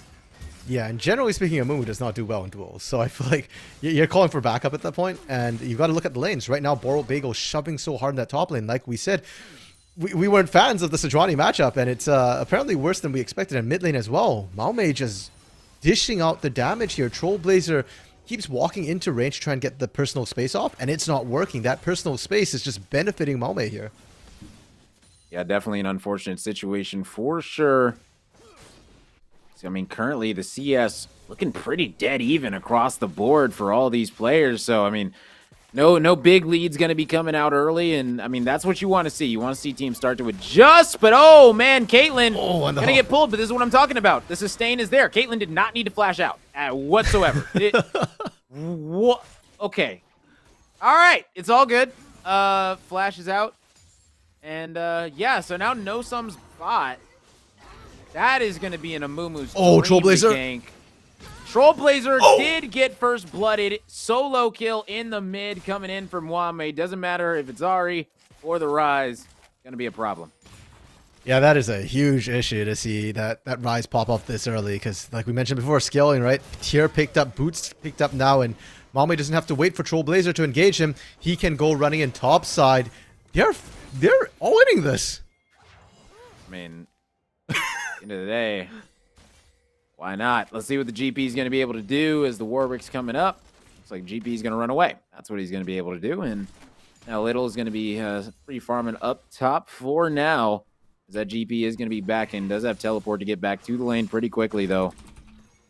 Now, I mean, Warwick is going to be ganking mid. No, looks like he's just going to be clearing this one out. Mumu was looking for the gank potential bot, but he's just going to be backing up as well. And I mean, now Mumu almost got that Sunfire on him, and you know, once he does that, he's definitely going to be doing a ton of damage. Going to be clearing these camps oh so fast, and with that dragon up in about 8 seconds, who knows? I mean, this Mumu creeping his way over might be trying to solo take that one.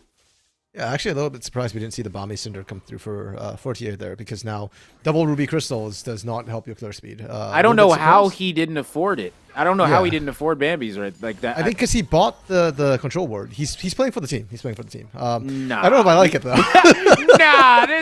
I'm sorry. If you got enough for Bambi, if you was back in with 1100, you better get Bambi's and call it a day. I'm sorry. That extra clear is so important. You can solo drags, you can solo rifts with Bambi's, like, I mean, quickly too. That's the thing. Like, you don't need help from anybody, and I mean, I don't know. I mean, who knows? I mean, hey, health, right?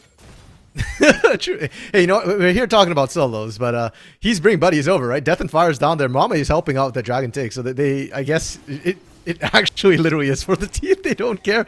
They just want to get that Dragon stacking going, and hey, I don't hate it, right? Dragon stacking was something that benefited New Mexico Tech Miners last game, and it could be good this game. We're starting with an Ocean Soul, so there is still the potential for that Inferno, for that Hex Take, the Hex Tech, pardon me, so that we like watching so much. Right now, I mean, Wrath? shout out to Little, you know, going down there. Wrath getting right back over. Yeah, get over here. As Wrath is going to be in a world of hurt, facing the Wrath, and beautiful pull coming out of Death and Fire right there. Yeah, the patience to wait, knowing that the flash was up, right? And that was blind too. You don't actually have vision over that wall, so they just kind of guessed like, okay, he's most likely here. Really great hook. And with this, New Mexico Tech Miners, they're off to 3-0 in a composition we were saying doesn't do that well in the early game. I've got to eat my words because they're doing amazing with it here. The Skillins popping off, and look at where the kills go too. With the exception of Death and Fire, you got it in Mame, you got it in Bagel. These are the carries of your team. Yeah, early lead. I mean, in every way, shape, and form. I mean, the Mumu's still going to be out here farming with that extra health. And, I mean, it's going to be a rough situation for George Fox, I got to be honest. I mean, Little not even going to be getting the plate. So, I mean, just more and more small victories heading the way of New Mexico early in this one. And even this bot lane, right? You pick a Caitlyn to win the lane. It's not good enough that a Caitlyn comes out even. She's expected to be up, 1,000, 2,000 gold by 14 minutes.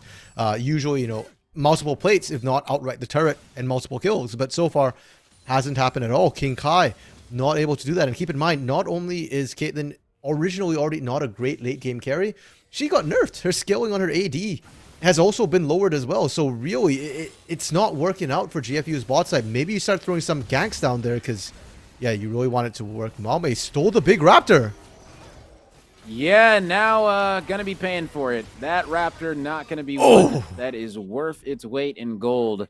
That's gonna be the first kill going over to George Fox. I mean, in a time where they needed their first kill, big time. Yeah. Love that's going to Trailblazer as well, because, if you can get it to one of your carries, even better.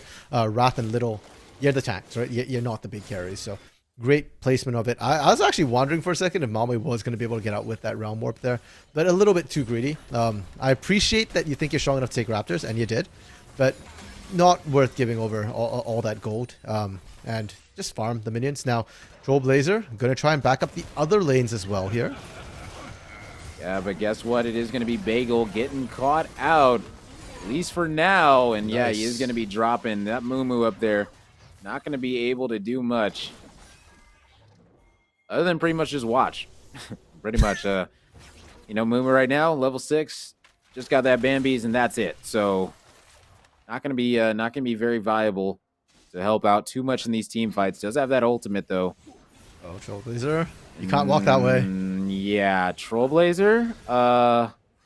Know your first 5 letters of your name are Troll, but I mean, we got to be trying a little bit harder than that. Come on.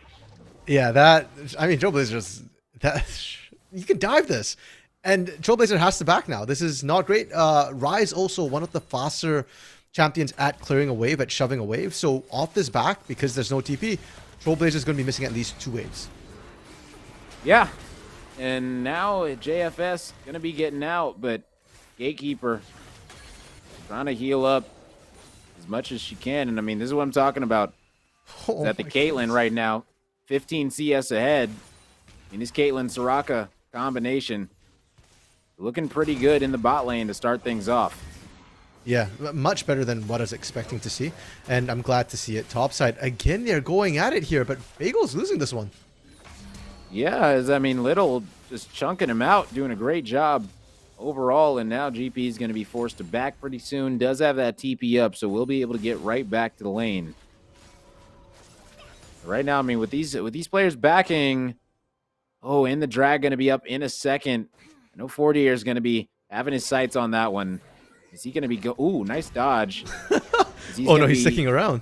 Yeah, he's trying to get this scuttle, and I don't blame him right now because this scuttle is massive, but end of the day, you got to understand your surroundings, and he was surrounded by 3 players that were extremely hungry. No, Scuttle is not worth this. Scuttle's XP got nerfed by 80% last season already here, and you're the jungler. Dragon's coming up. You need to be alive for this, Mame. As right now, Mame doing a good job of staying alive, but yet again, the Soraka coming through, getting these heals in the mid in a major way. That's exactly what you want to see out of your Soraka. Running around, getting these roams, healing up your mid laners if they need it, healing up your junglers as well.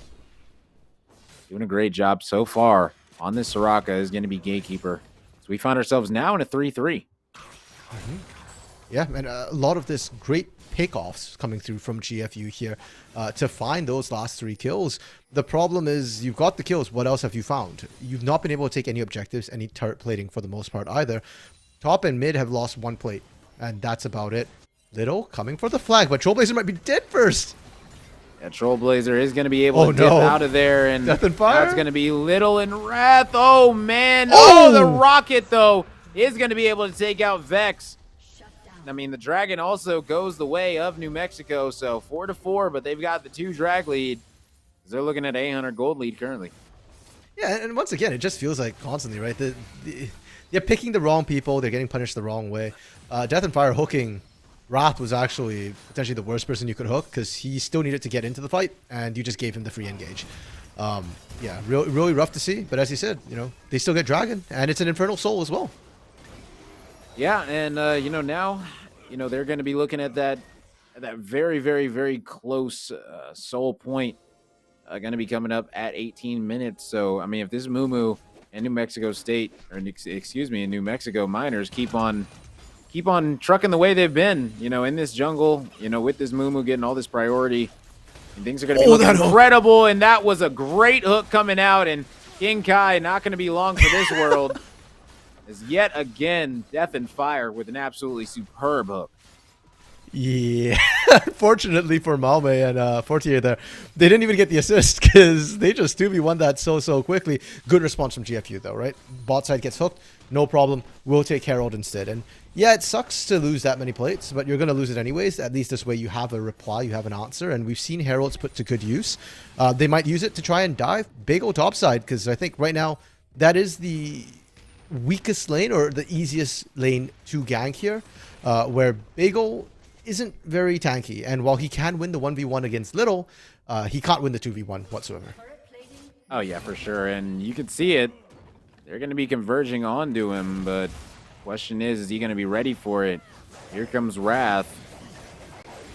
There it is. He is able to get out for now, but oh man, is going to be able to take the Warwick with him.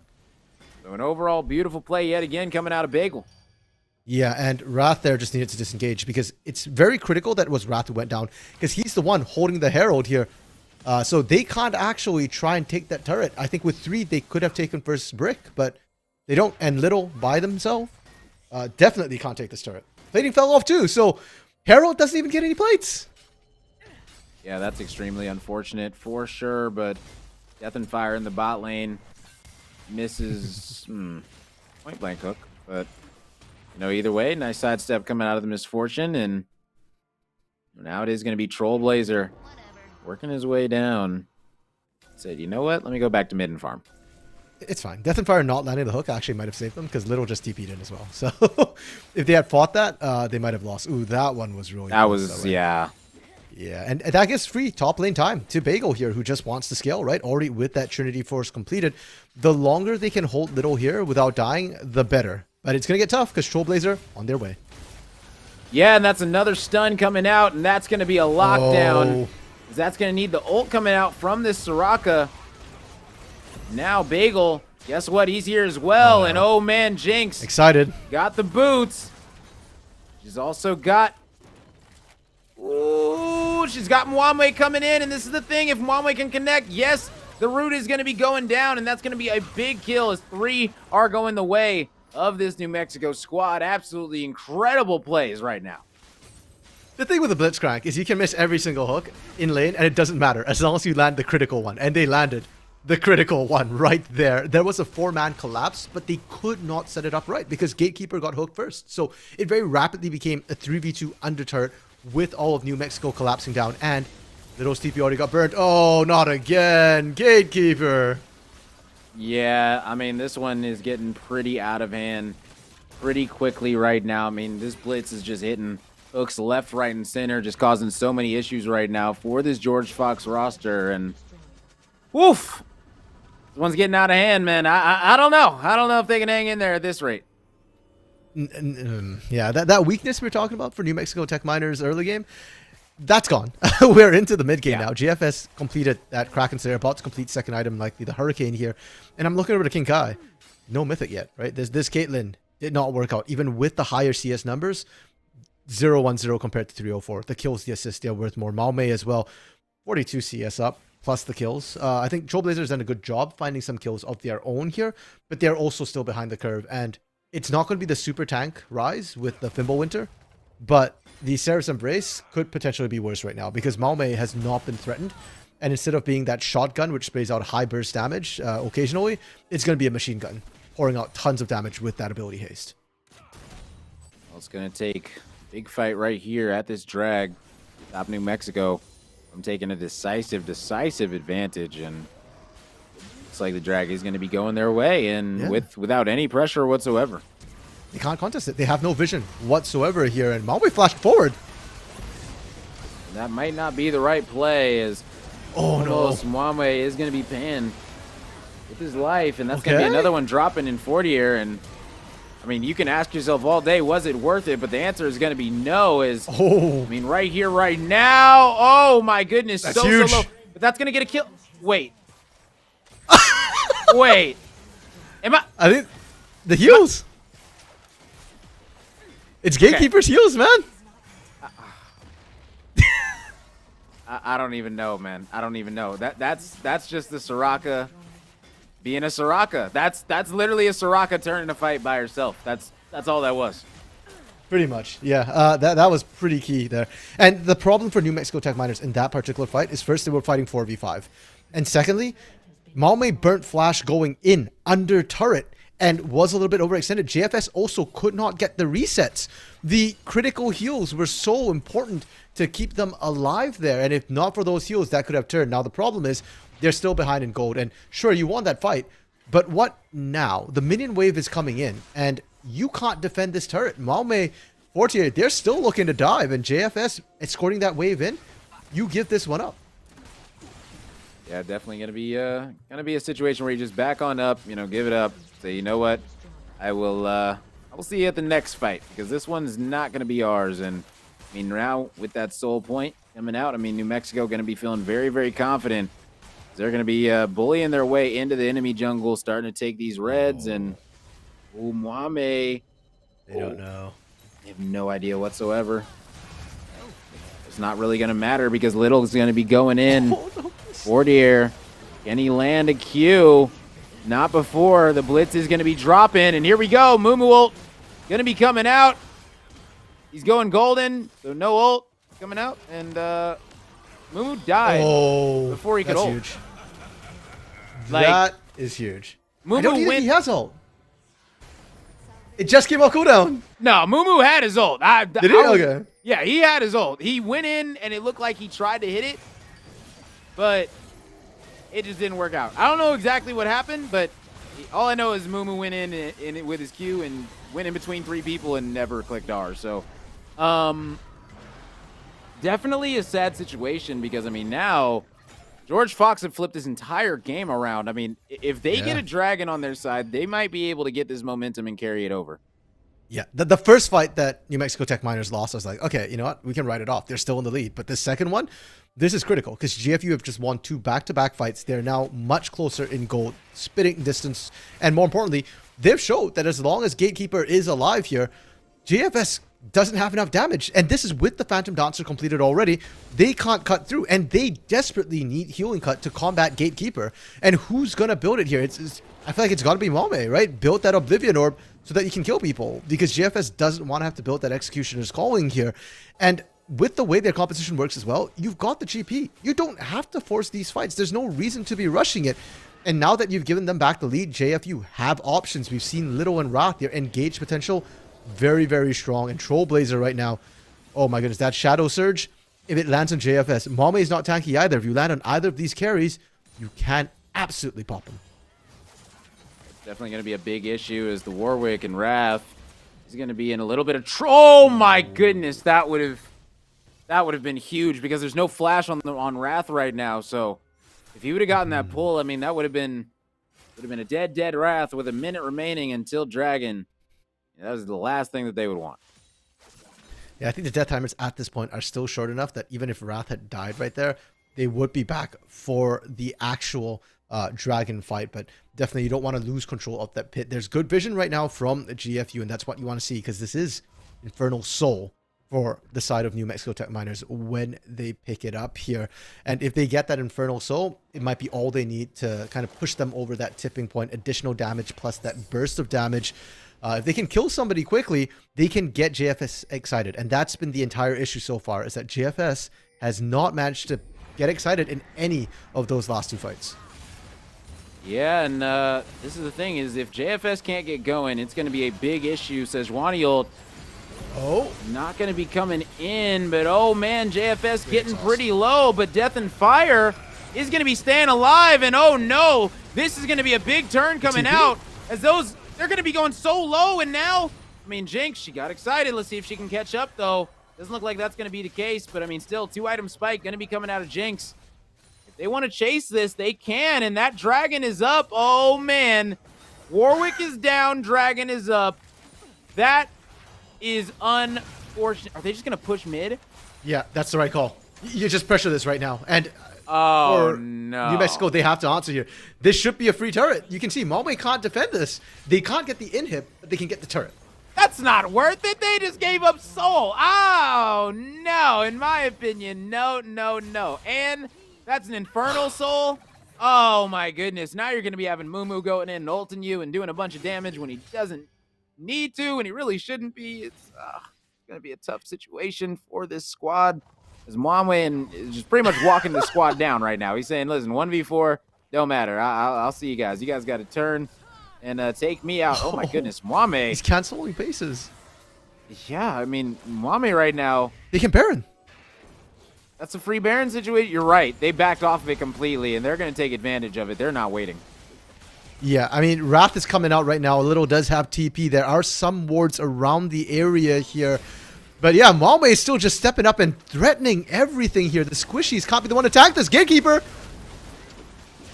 But again, looks like the Baron is going to be going over yet again for New Mexico. And that's going to be a big situation because, I mean, now they've got the Soul, they've got the Baron. And even though it was looking great for George Fox, I mean, one fight, one swing, and we're looking at a whole different game. Oh, as Caitlyn gets rooted down, everybody's taking damage, but guess what? The damage isn't going to be enough as the Jinx, the GP combined. It's just too much, too little, too late coming in for George Fox's. I mean, JFS and company online. 8-2-5 for this Jinx right now. Is this going to be the game-ending push? Little still did for 20 seconds. Trollblazer and King Kai as well. There's no damage here. Man, no damage. But, oh, yeah. Don't need damage if you got a hook that's going to be pretty much making it. Oh, no way. Okay, they got it. Yeah, long as the Jinx got it, and now King Kai going to be coming in. I mean, you said it. Oh, my God. The barrels are absolutely annihilating everybody. And, yeah, they're going for more kills. That is going to be it. It's New Mexico Miners take out George Fox in 2-0 fashion. Gonna be honest, Rome, I was not expecting the 2-0 on this series here. It feels like George Fox University, they looked good in the early game last game, and this game, right up till they lost, they looked really, really good. And their loss, too, felt like a very surprising one, and very well played from New Mexico Tech Miners, because it wasn't a team fight loss. What happened was just that their base timing got a little bit screwed up, right? And they were never allowed to base properly.